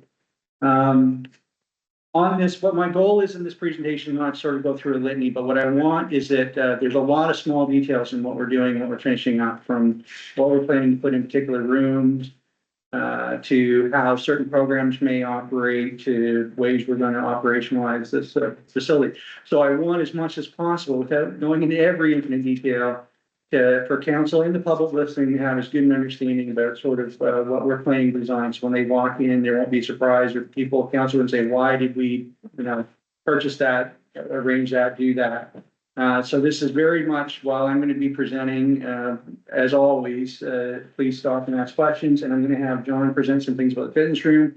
Jed may end up speaking to some of the construction activities, Tina maybe some financial elements and debentures and how things will work and so forth. So I'll not try to race through some of this. It's important. And so again, the goal is for council to be really well informed about what this facility. It's great that you took the tour. Some folks took the tour. But there's more change to come and more finishing, and we'll try and go over that. So starting with the cost and budget, we're in a position right now where, of course, we've, in the special meeting we held earlier, we approved the 1.8 million that we all knew about and that we borrowed in 2021 and 2022. We're now at 350,000, which was mainly earmarked for work we're doing outside. So there isn't a lot right at the moment that is different or changes than what we've expressed before, except that, and I'll get to this, there is a stream or two of some new spending that is coming in, and I'll give the example and return to it later. We're gonna have a walking track. We need a scrubber for that walking track. Those are not vacuums you buy at Home Depot. They're $500 to $7,500 units that you have to purchase to regularly clean it. So the budget at a lower level may never have accounted for or included that cost. But there are things like that in finishing. Now, to say that's just a net new thing, we've gotten, as you heard from Michelle, there's been a lot of grants that we've received. We're playing with 2 or 3 tranches of money, not playing with, but they are available. We're figuring out where we can put some of those spends. So as I'll say, from a budget perspective, there's not a lot new under the sun, but there is, to be clear, over the next month or two, there's some rework that's going to take place in that facility, and we are very much paying close attention to what that means from a budget perspective and how we're going to pay for that. That's not to say that we can't, there isn't a way to pay for it, just it comes down to, will that be from some of the grants we receive? Will it be from the, the baseline funding? Will it perhaps, come out of reserves and so forth? So that's all to be determined. And operating is the other place where we can sometimes find that funding. But if we look for examples, and I'll turn to cleaning equipment I talked about a moment ago. If we think about the changing room, not a huge expense, but when we had this walking track in the winter, people come in, they're wearing winter coats, they're wearing winter hats, they're wearing winter boots. They may have personal things they want to put away while they walk. So what we've done is we've taken that front room that was initially designated for Dana and also our rec department members, and we're going to make that a sort of changing area in the room but it'll have a combination of lockers, which can be locked and secured, with cubbies that won't be locked and secured, and a bench where people can sit down and change their clothes and coat hanger and so forth.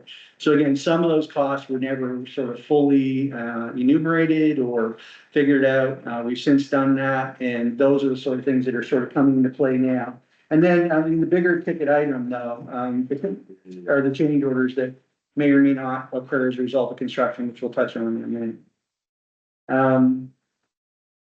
Now, with respect to the schedule, we are sort of targeting a November open, and I think the key point here is next week.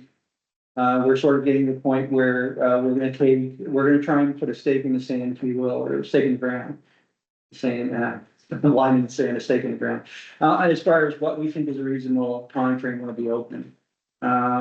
And it's important, obviously, to have that for the sake of informing people who are planning to participate at the airplane play games at the arena and schedule practices and so forth. So we'll know more next week, which we can report to council the week after. But that's something we discussed at our our construction committee meeting. And after the holiday, on coming Tuesday, that will be one of the key items to resolve is what do we think is the reasonable time frame. But I would say at this point, we're looking at a November open. So what's being told to user groups that are contracting? Currently, it's getting a number. And that's the other thing that we talked about that this morning. We're trying to be relatively constant. We are getting a lot of inquiries on that, as you would expect. That's not surprising. It's not unexpected. So that's why we sort of said, okay, next week we would like to sort of firm up based on what we know. And part of the reason for it being next week is there's some critical things we're figuring out this week about some of the change orders and some of the finishing work around in particular the fire pump room and mechanical room that we need to sort out, and we should have a better idea about what's involved with those, which will tell us how much time will take. And then we can open it. So that's those things. In terms of site work, Jed, I don't know if I was putting you in this spot, but do you want to provide us just a little bit of a recap about what's been done and what's left to be done in terms of site work?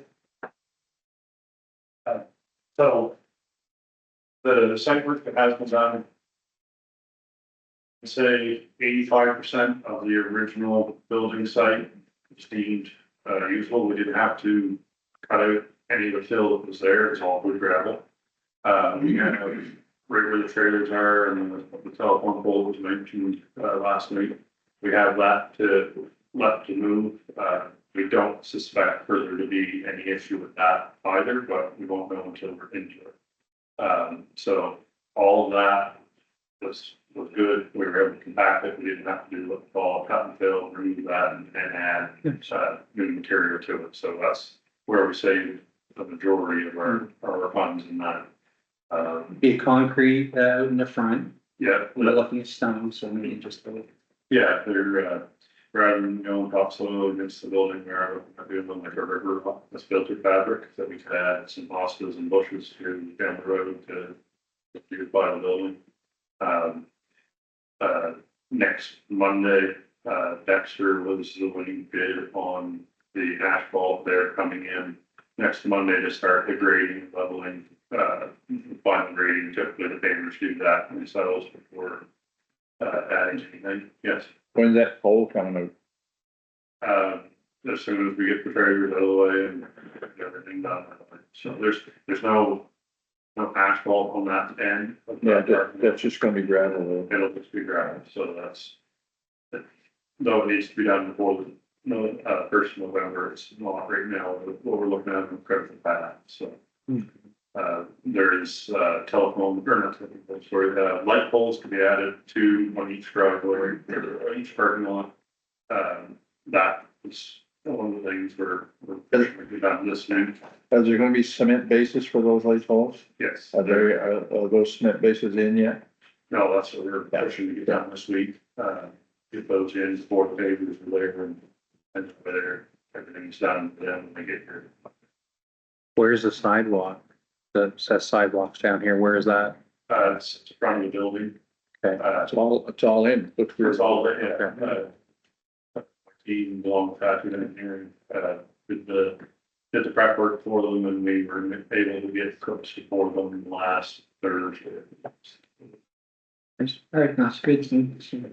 And just in terms of some big milestones, getting the power in, we have a fire pump inspection and testing, which predates the fire marshal inspection, which would happen 1 to 2 weeks later. We're sort of roughly targeting those to get done near term and so forth. So, other, as we go through system integration and testing, things I've listed here, police installation, we're finishing some of that. Ice installation, of course, will take place. I don't know if we have scheduled yet, but in any event, the plan for Black and Donald to come and oversee our first installation of ice. Food lights extinguishers been looked at through John. If I may, Rob. Yeah. When do we turn the plan on? Hopefully tomorrow will be the initial startup of it. They're here already, aren't they? So there's a representative from Earth, which is the company that built the plant itself. Black and McDonald being the supplier, contractor to put it in. So there's representatives from both of them there. This week, the bird representative landed sometime in the afternoon. I haven't heard anything different from them, but the plan was to do the checks and things today. And they were hoping to have it turned on sometime tomorrow. And it has to be turned, so it's gonna be turned on and run. But this is a necessity. There's no brine in the lines or, yeah. Yep. It's all, That's so it's all. Yeah. So the starting of the plant, although we're still a month out, it is a necessity in the fact that they have to turn that plant down like a degree a day in order to, with the green concrete, we can't just go from temperature now to sub-zero temperatures because we crack our floor. Has to be gradual. It has to be very, very gradual process. So, It's like jacking up the building. yeah, exactly. It's very good. Yeah. All right, I'll move forward to fundraising. Treasurer Pelkey, you may want to just give a general update on who has been leading a lot of the effort on fundraising on behalf of the town. Putting on the spot, but we're sort of still working on several fronts, with the seat plaques and so forth. Anything you would want to offer there? just exactly what you said, that fundraising efforts are continuing. One big piece of the puzzle that we are waiting for is a mock-up of our donor board. So that'll spearhead the next piece of or the final piece of our fundraising, whereby we can show people how they will be recognized on our donor boards for donations. So we're hoping to have a meeting with the designer again tomorrow. Hopefully we'll have that vision soon that we can show them. So the I donor. will add, the Oh, yes. board that is behind CAO Weber was the first mock-up that was done, and that was provided to us to keep by Wicked Good Graphics and AMD Communications, who are helping us with the design. So one idea we have for a donor board now, which is sort of working through with the design, is you can call it a mosaic, or there's a better word here, a written out collage of photos combined with the names. So it would be a collage of photos of, we just got a whole bunch of high-res photos taken from all of Hartland, all of New Hartland. And something you would have to mention, I think most people would be familiar with sort of collages that have the different photos and different windows, different orientations, and to weave into that. So take advantage of the high, res and great photography we have in the municipality. Combine that with some sort of recognition, but that's in the early stages and we have nothing sort of show right now. But that is one idea. It may be something as well that even, I won't volunteer, mayor, different members of council may want to participate in looking at some of those, because the memory wall will be obviously a major feature of the building. And as they say in the business, you want it to pop. It'd be really nice. So that's the memory board. That is not the memory wall. Okay. So That's the donor. yeah, so there's just that's a good, I meant to. So the memory wall will be using one of the walls in the entranceway, sort of closest to the canteen, facing the ice rink, where we will provide sort of recognition of all donors. And the memory wall is the wall around the walking track on the seating, public seating side, which will have large boards dedicated to major donors of their make and design. And so those are the two key areas where there's recognition. And then the third one, if we add in, is the plaques. It'll be right there on the seating, should be smaller and visible to those who are in the seating area. And all of these efforts are ongoing. Right, and then the other, just the naming rights, we're finishing up. It's just in a couple minor details. Excuse me, Dan Ross on those naming rights. Hoping very much to conclude that and square away this week. It's just been a bit of a challenge because some of the folks we're dealing with are not in town. They're kind of on the road and doing other things. So that's but look very much forward, anticipate no issues at all in resolving that and getting that done. So now we'll move into some of the opening plans and promotion. So start with staffing. What we anticipate is that this year, in the next month, we're likely to need to hire some part-time staff to supplement ours. When we look at the hours, and I'm just gonna use easy, like 9 to 9 or something like that now.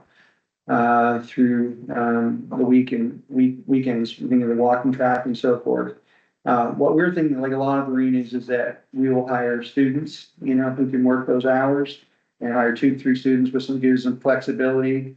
And that we will need to supplement our custodial services, because right now we have 1 custodian for all buildings. That will have very high, especially in the season, what I just mentioned about the walking track and having to use a professional cleaning device or machine to do that. That's gonna take time. There's gonna be, it's a much larger building with more rooms, more stuff in them. So we will have to augment our custodial services, and that is also something we're looking at doing this year, which will be impact our operating budget, but it's a necessity. We're also looking at something that is minor and major, in the sense that we've discussed internally, and when we open this arena, I think it's time for us to sort of have proper, Hartland branded attire. So when people come in, they can see, that people are wearing things with logos and so forth. So that's also something we're sort of lining up and getting done now, is that for the people, not, not the same thing for every person who will be based and or working in that arena. They should have a set of attire that identifies them clearly as staff of the arena. And, so that's also something that's on the docket that we've identified, and John is working through, and Jed, with the staff that'll be in there. Communications and announcements, I'll just sort of, that's something that sort of runs sidecar, if you will, to all these sort of activities. But I'll go to items D and E here, I'll skip pre-opening tours too. I mean, that's something we're sort of actively working on a bit, or thinking about more like than actively working on. Before we officially open, will there be, grand opening? Will there be select tours with donors, council, certain other people? And how do we do that? Now, we have probably about, that's to be figured out. A lot of these are short order items, something to be figured out next 2 to 4 weeks. But that's on the radar. It's like, do we want to do something in that respect, before that first day of grand opening, or public opening? Now, with respect to the public opening, what I've mentioned and what others have discussed is that it will matter, and we'll need to put some thought into what is the first game in that arena, what is the first practice, the first public skate, first community room use, first business room use, et cetera. Those are all gonna be, and I don't think this is the wrong word, they're gonna be historic events. They're gonna be things that matter. They're gonna have some prestige associated with them. There may be some obvious choices, first game and so forth, but that again is things that we need to think about and be careful, not just slide casually into them, but make them a deliberate choice as far as what we do and who does have that first game, the first practice, et cetera, at the arena, and when we do that. The grand opening, and forgive me if I've mixed my terms, the public opening is opening this year. Grand opening is, I think that'll be the official opening ceremony with dignitaries, with public officials, federal government, provincial government, municipal, donors, sponsors, the public, et cetera. That will take place next year, not this year, probably in the spring timeframe. When everything's sort of settled, and when we have time to, prepare for that, and plan media announcements and all the rest. So that's not an immediate activity that we're planning now, but it's something we know is on the radar that we have to look forward and plan properly for opening next year. So that is out there. And something I've talked about before, awards and recognition for contributors and donors. We have many people, members of the construction committee, member of other committees that have acted, and this is not just in the last 2.5 years, but people over 20 years, or people have acted in the community that have had a long investment and participation and support for this project. Is how we recognize those folks. On that item right there, there's 2 people in this community that have to be acknowledged. One's Murray Dickinson and the other's Kent Kuhn. Those 2 names have got to be mentioned somewhere along the line, because those were the 2 that kept this thing going for 22 years. So they're very important that they be mentioned. Yeah, and no question. And They're on our special friends list. They're, yeah. And while I have it listed separately, that also obviously flows into, into public openings, the public opening rather than the grand opening. So how, what do we do there for contributors, sponsors, et cetera, and those even in a limited sense. But, is there a banquet? Is there some other, dinner event, so forth, that we tie in to recognize donors and to recognize, special contributors, I say. And, so that also has to be planned, as well. So, yeah, and budgeted, sure, certainly. Certainly a big part of it. So now. You don't want them to buy a ticket to their own dinner? No, not so likely. No. In that case. So no, it'd be a special opportunity to recognize and publicly appreciate, what all the efforts, and like you say, in those 2 individuals, as well as many others that have devoted a tremendous amount of time. And I won't name any here because it would be unfair to name one and not another, but who've, volunteered a tremendous amount of time to, give this life. So that'll be our opportunity to sort of say thank you. Now, probably the more interesting parts of the evening, or the presentation here, interior design room plan. So I want to go over in some detail and give council, and very interested to hear what, I know we're down to these members of council this evening, but am very interested to know that what we're sort of discussing and proposing to do with some of these rooms is, generally favored by the council, is acceptable. Before I start, obviously, you're trying to balance here, the budget that we're, delicately sort of, working with and respecting. But also, I always say on the other side, I mean, I think it's stating the obvious to say that when folks first go and visit the arena when it's open, we want them to be impressed. When I say, wow, that's what, just like Councillor Britton did earlier. And that's before any of this stuff is in it and it's finished. So when it's finished, say, oh yeah, this is nice and this will work. So, with that, I'll just say, we start with reception and then we'll turn over here to John to let him go through a couple things, but reception offices and workrooms. We have rooms downstairs for public works, so the functional working areas that the public really won't make much use of, but certainly the work that's done in those rooms will benefit the public and be good for.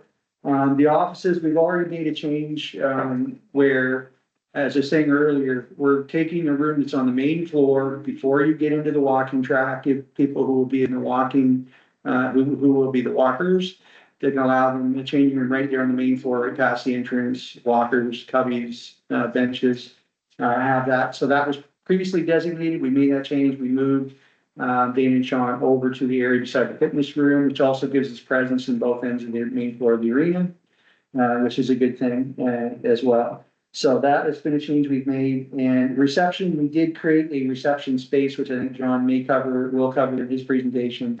There with a little ticketing booth. So if you want that for special events, we have that. That wasn't part of the original design, wasn't thought of, but we made some changes. So now we have that. Small, it's modest, but it'll be functional and it'll work and it'll give us that option of using the space for that purpose.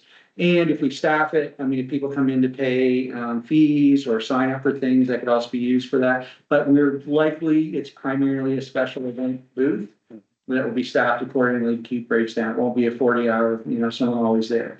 It'll be for special events and particular times when we see it as useful to do that. So with that said, I'm going to pause and let John come up, and I'm going to open up a presentation that John put together.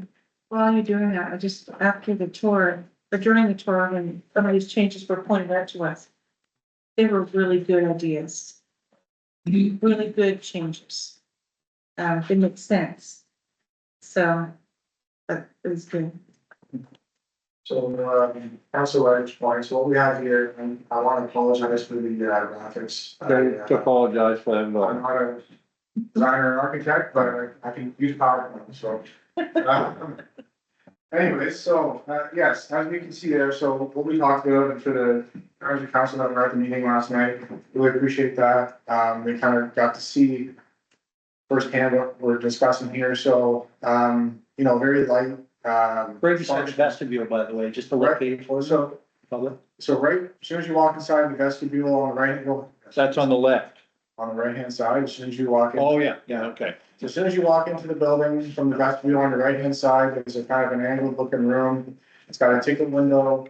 We're planning that to be a functional space for both reception events. And it's going to be, event specific and, administration type room, right? So what we're thinking there, it's intended usage. It's like a welcoming thing, right? So, having someone there to greet and answer questions for participants on, an event basis, future location for point of sale operation and making sales for, eventual summer rec and winter programs. And as we stated, ticket booths, the Huskies home games and any other, games going forward, right? And then that is something too, we could say that although we haven't discussed this in detail, this could be used by third parties for events like maybe the court. Doesn't have to be a family staff member in here. It could be a third party that is in this space. And that's what I was going with, the Huskies did that. They generally staff their own table, so this is an example of that. They can be behind the window and we can set up some barriers to whoever comes in and goes there first and so on and so forth. So it's just a great addition when you walk in with something there, right? And next slide, please, Rob. And then this one here, so we can discuss this as well. This is the room, so on to your left, as soon as you walk in the vestibule on your left-hand side, there's room there that was designated office space. We are now planning a public locker and storage room.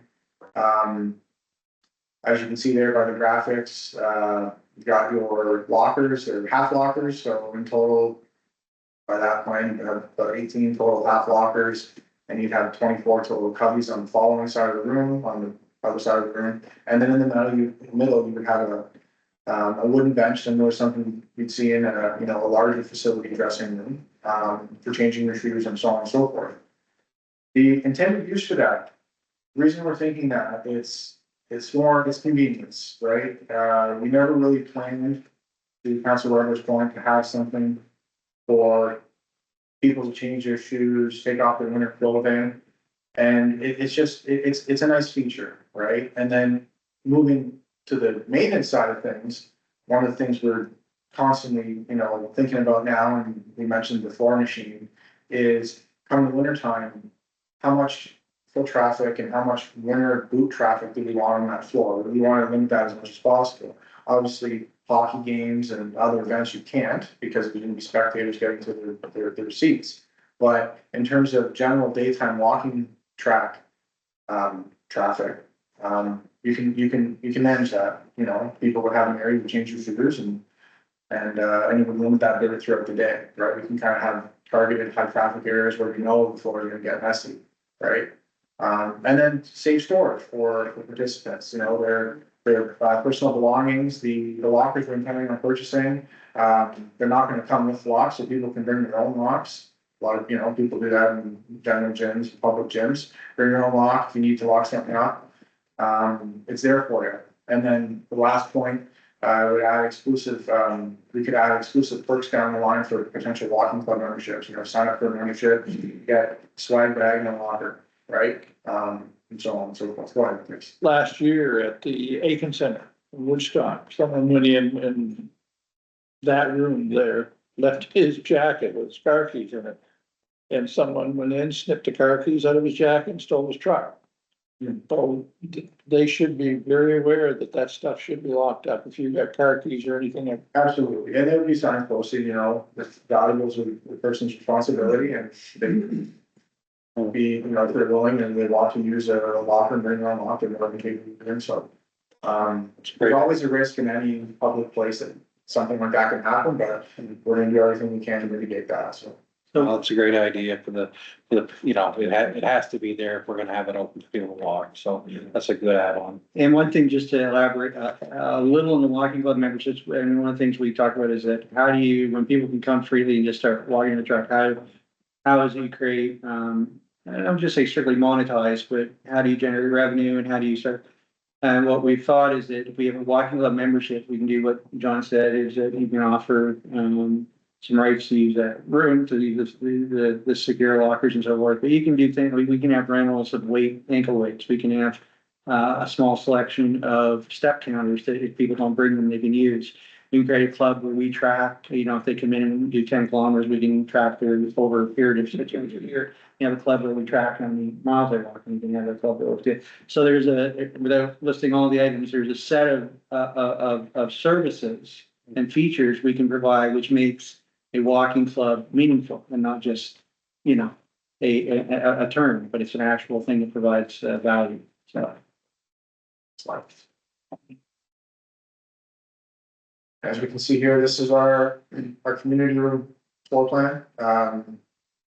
Obviously, you know, right here, you kind of got your TV there in yellow that we did plan for multi-purpose events, multi-use. We have hoping to put some type of public bookcase or magazine stands for people, you know, that can exchange, similar to like a library situation.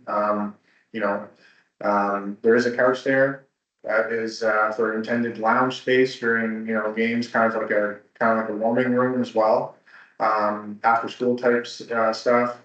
We have our folding tables that we would have had at the pavilion at the old arena, same concept. They would be included in the use of the room if there's any rentals, but the idea behind this and adding on the, like it says there in orange, the public computer station, having maybe like a public printer and a computer there, so if there's any, you know, people in need of such, such tools, they can come in and use that, at their leisure.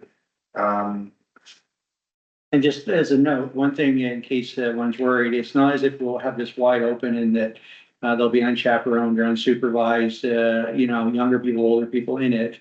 When you have couches and so forth, the intention is to have it supervised at all times and have some permission. So, because there will be value, but it's also, to John's point, rather than just think of it as a meeting space with tables and chairs, to make it a functional space where you can do a variety of things.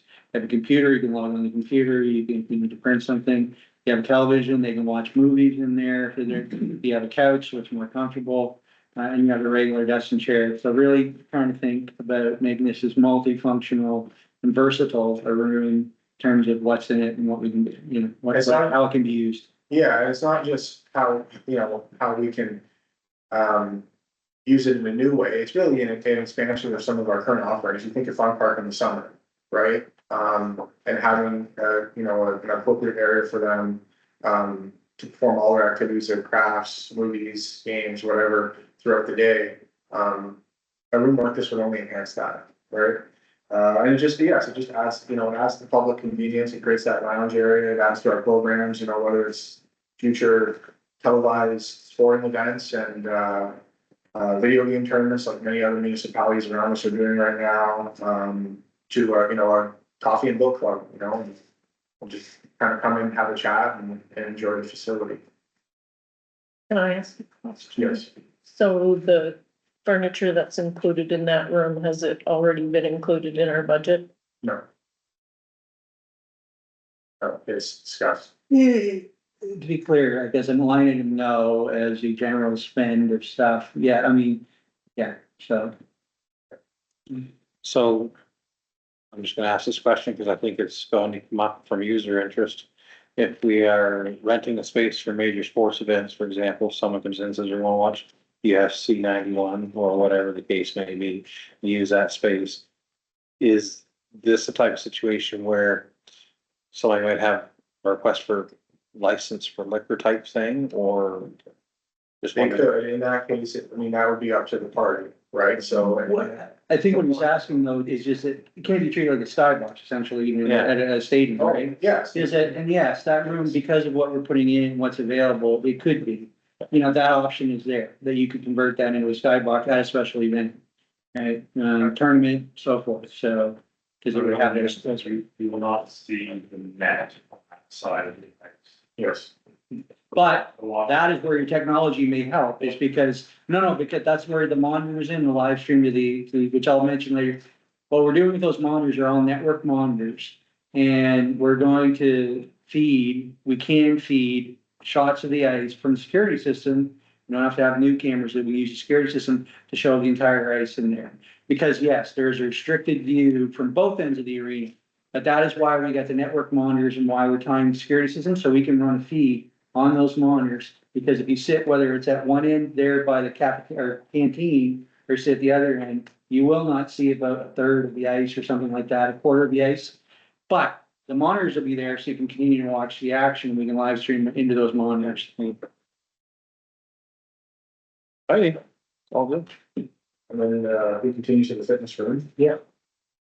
So, in front of everybody, I also provided a, I don't know, a fitness room plan, fitness room plan. So what this is, other than the graphic you see on the screen there, so that's something I put together kind of, you know, as an add-on to what was prepared here by Matrix Fitness. So I contacted them back in the early stages of planning before these rooms were completed, about how we can utilize that particular space. So I provided the dimensions, and they came back with this plan for class space and weight setup, basically. So what you see there, there's be an additional TV for classes and the enhancement of programs. You have another cubby area for storage for people coming in the fitness room and participating in classes. You would have a coat rack and a little bench so people can, change if they need to. And then in the black rectangles, the larger rectangle would be your dumbbell rack, which would be located on that wall. And then we have, benches, so, for different types of workouts and conveniences. And then those steps there, in the diagram you see, or in the matrix fitness layout, I guess you would see stability balls, but I asked for step risers, aerobic steps, because, based on what we have offered in the past and what the interest has kind of shown is that people would rather have those as a point of usage. So, do those in the diagram so everyone can see. The intent is to have a max class space of 12. Obviously that might change when we get in there and see things, but we're rolling with 12. And then when you see in red, I know it's just kind of a rectangle, but that particular wall, it's a masonry wall, it's block wall. So we could, it would have the integrity to put something in like rock climbing poles and so on and so forth that we can customize ourselves. So we would buy something like a rock climbing foothold kit, and we'd be able to customize the wall wherever we want to and make it suitable for youth and children and enhance their recreation programs. And we would just set up mats underneath and make it safe for any potential. And a couple of quick notes is that, so you got your standard mats and step risers. These would be 2 weight benches for dumbbells that allow people to do practice with the free weights. But we're being very conservative, we're only thinking 2, because we don't have a lot of space. We don't have space to put like a lot of treadmills and just, so this would be the heavy equipment, if you will, in here. Bench over here for convenience for changing. The green, as you said, bench over here. Were we thinking? The green would be the bench and the blue is the cubbies. The cubbies. Cubbies would be right in between the 2 showers. And then you'd have your green bench underneath the coat rack. And then there would be, some mirrors in there as well, like you can see in a normal gym, probably in between the windows. So we can see on the left-hand side, there's 3 windows there. Between those would be a really nice spot for mirrors. People do like to look at themselves when they work out. So is it the plan to have elliptical, pedal machine? Not really, no, and the reason being, the room it's a small space. If you start adding in larger equipment like that, it really, I guess, You just limits class space and so on and so forth. Well, there's no way to vacate the room and move them somewhere and store them. So, and that diagram there sort of illustrates what we're. Yeah. So when I look at this diagram and that, what are these 2 suggested items? Those are suggested items you put for additional storage. So if we want to store like stability balls and stuff on, right? Yeah. So what you see there on the left, that's our storage room, right? So the storage room that connects that room, the community room we saw earlier. Which would be down here, right? That's correct, yeah. So that would be a storage room that's accessed by both, and both the bench racks, they fold up, they can be rolled in if there's a larger class. There is a storage rack that we've looked at to hold accessories like resistant bands and so on and so forth that can roll in.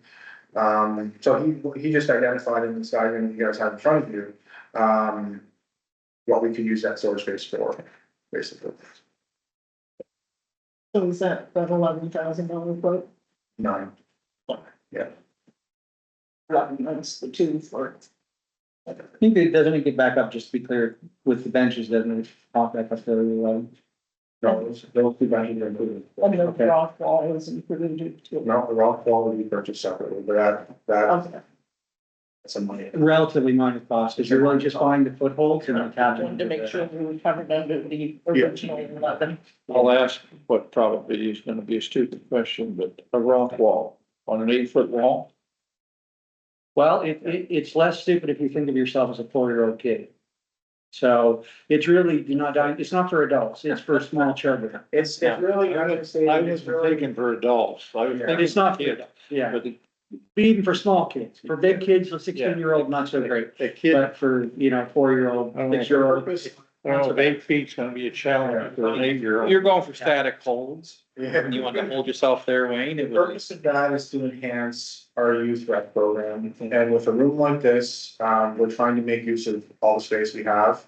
And, it would be a nice added feature for an after-school program, for fun park, you know, it's. A nifty, inexpensive feature. It would- And we think of like a beginner rock climbing course for like 5-year-olds, let's say, you know, kindergarten kids. Is there a We potential do that. larger wall, for adults?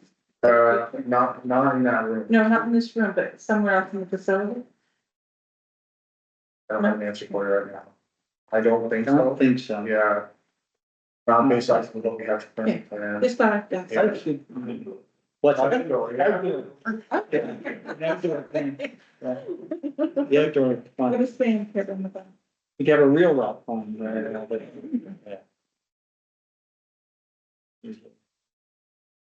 And, that's all I have for the room side of things. And what I want to add is to kind of the point that came up earlier about technology. So, obviously 2024, living in the age of, high tech, if you will. So what we're trying, what we did with this, with maybe security, we'll have key doors in this for access to the door, which will say, you know, being sort of under control of Jed and team, but in any event, from a network standpoint, one thing we did, which we haven't, widely discussed, but, there will be a public internet available access inside the building and outside the building.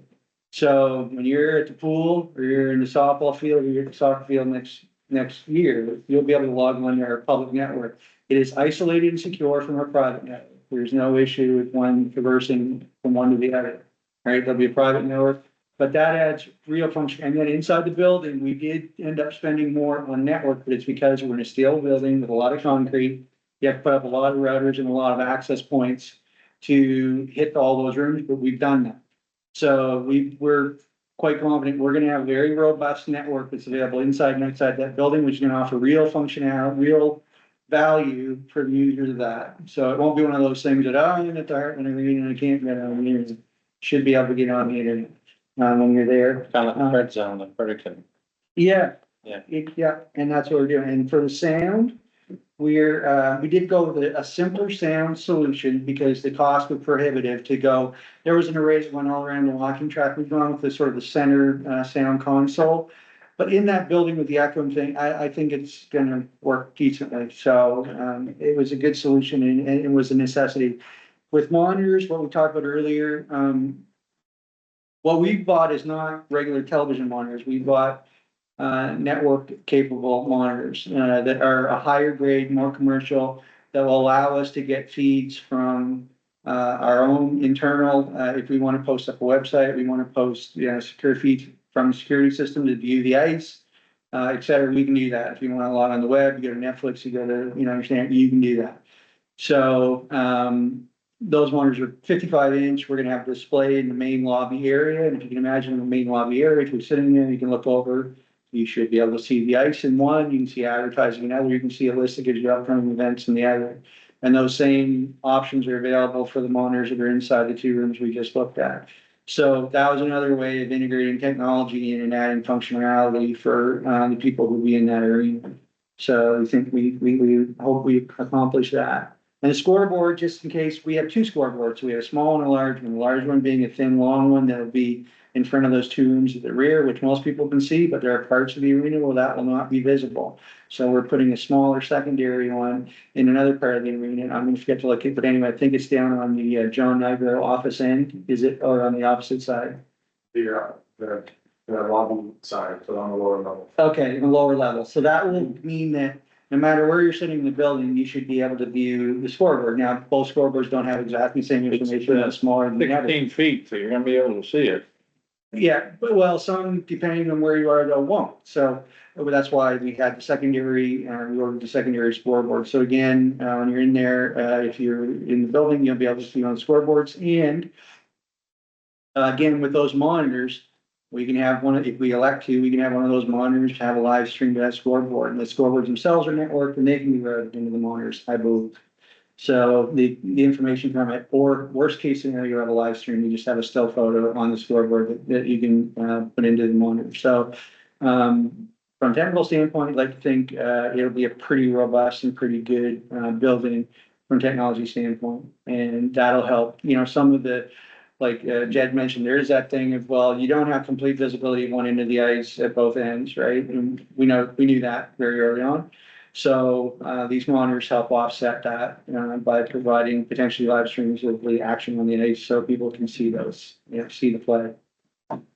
The only question I have around all those things, and it may have not been decided yet, but I know this question came up when we were campaigning to get the complex. When is the facility open and closed for things like walking, the exercise room, like is there a beginning point of the day and an end point of the night?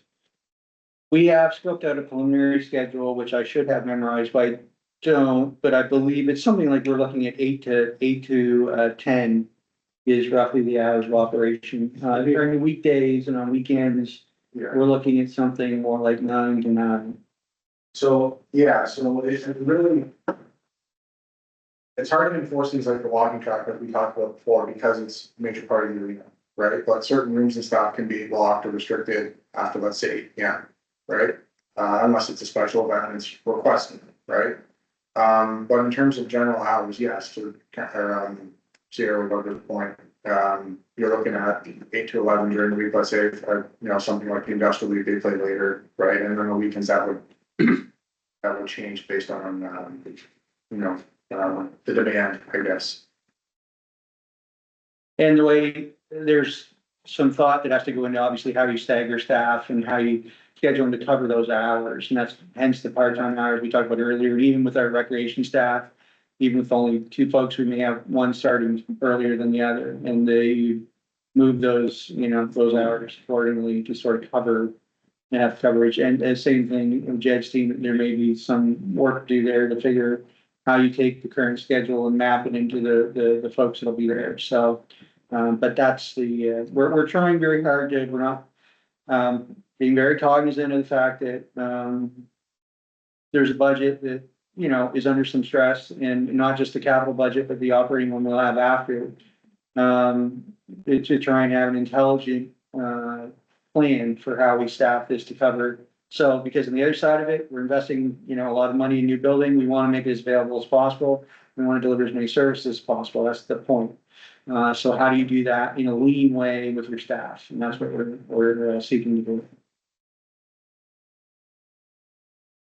Final thing, I know, I think we've kind of covered a lot of this, but, I've said, I've not joked, but saying in all seriousness, several of us are going to be going on some shopping trips to sort of, just get stuff that everything from, kitchen, plates, certain cookware, some of the bigger ticket items is that, Jed's team will need some new cleaning and maintenance equipment in here, for this arena specifically, which we've already started to look into.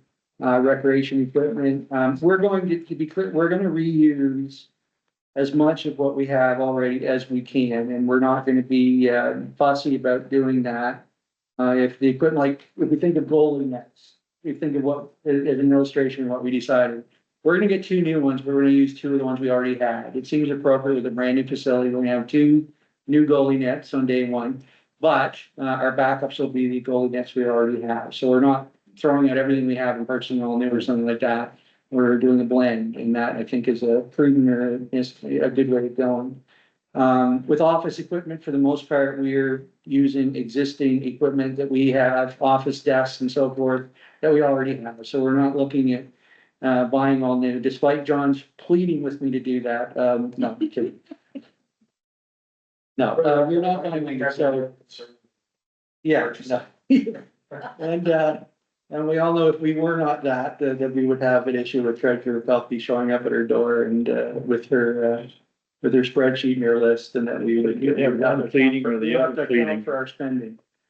So, the community room fitness and equipment supplies, as Treasurer Pelkey, again, you're trying to strike a balance between the thing of the fitness room we just discussed, or the community room where you say, wow, you're thinking about getting a couch. Well, again, it's multi-purpose room. You're thinking about what's the balance between pinching every penny and saving every dollar, and then equipping the things that would be really useful, deliver value for the people using it, will impress them, and and help us generate revenue through services because we use it more. It offers more things to do. So and I'm saying we have a perfect idea of how to do that in each instance, but that's what we're in making all these decisions, we're thinking, what's the right balance, what's the right amount of stuff to have?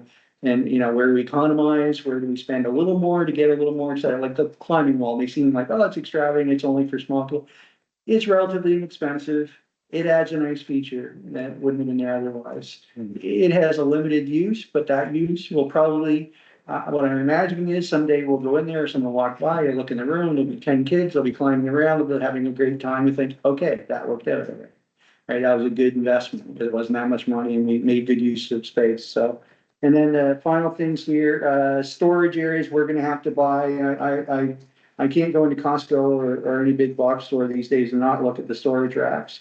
And wonder, hey, wonder whether they would fit, and so Jed and John team will at some point fetch some of those to make good use of the space we have. I mean, while the building is large and certainly compared to the old one, it is not quite as lavish as what it may have been, you know, what some might have imagined. So it just means that, you know, it's not so huge and has so much space for storage that which is why we bought the outside can earlier.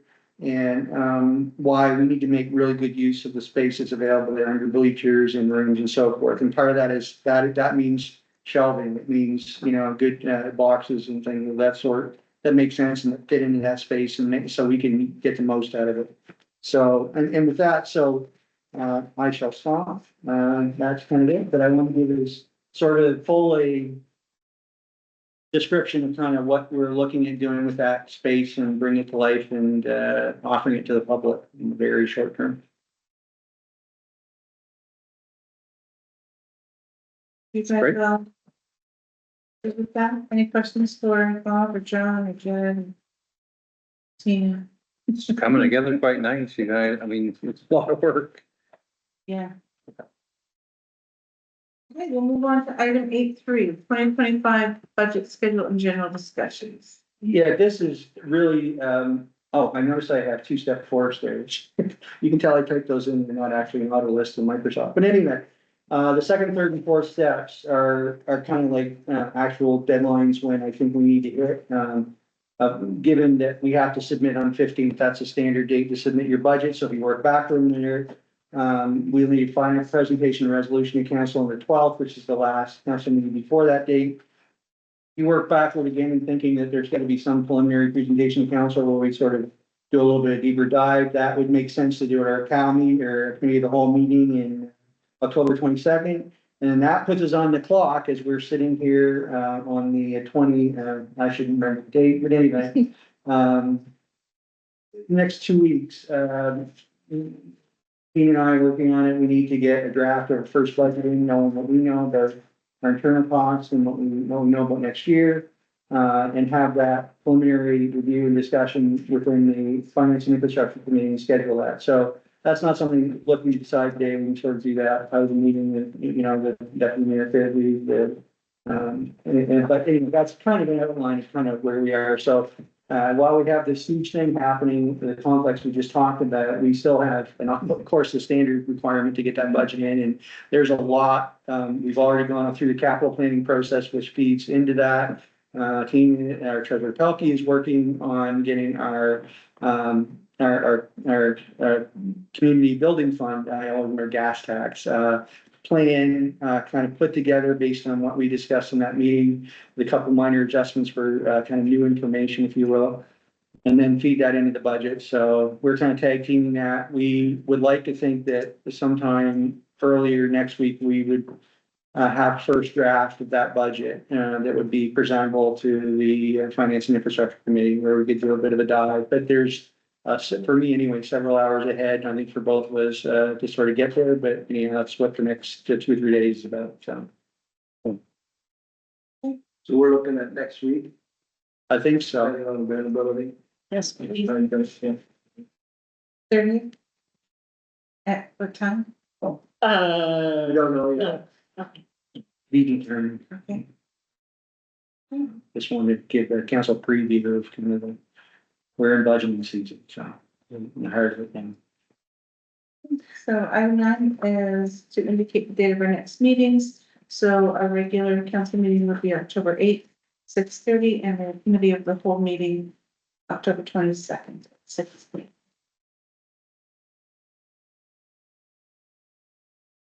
Councilor Motion to Smith, adjourn. Councilor Smith will second that. Not quick on Jason. Well, slow to speak, quick to act, Wayne.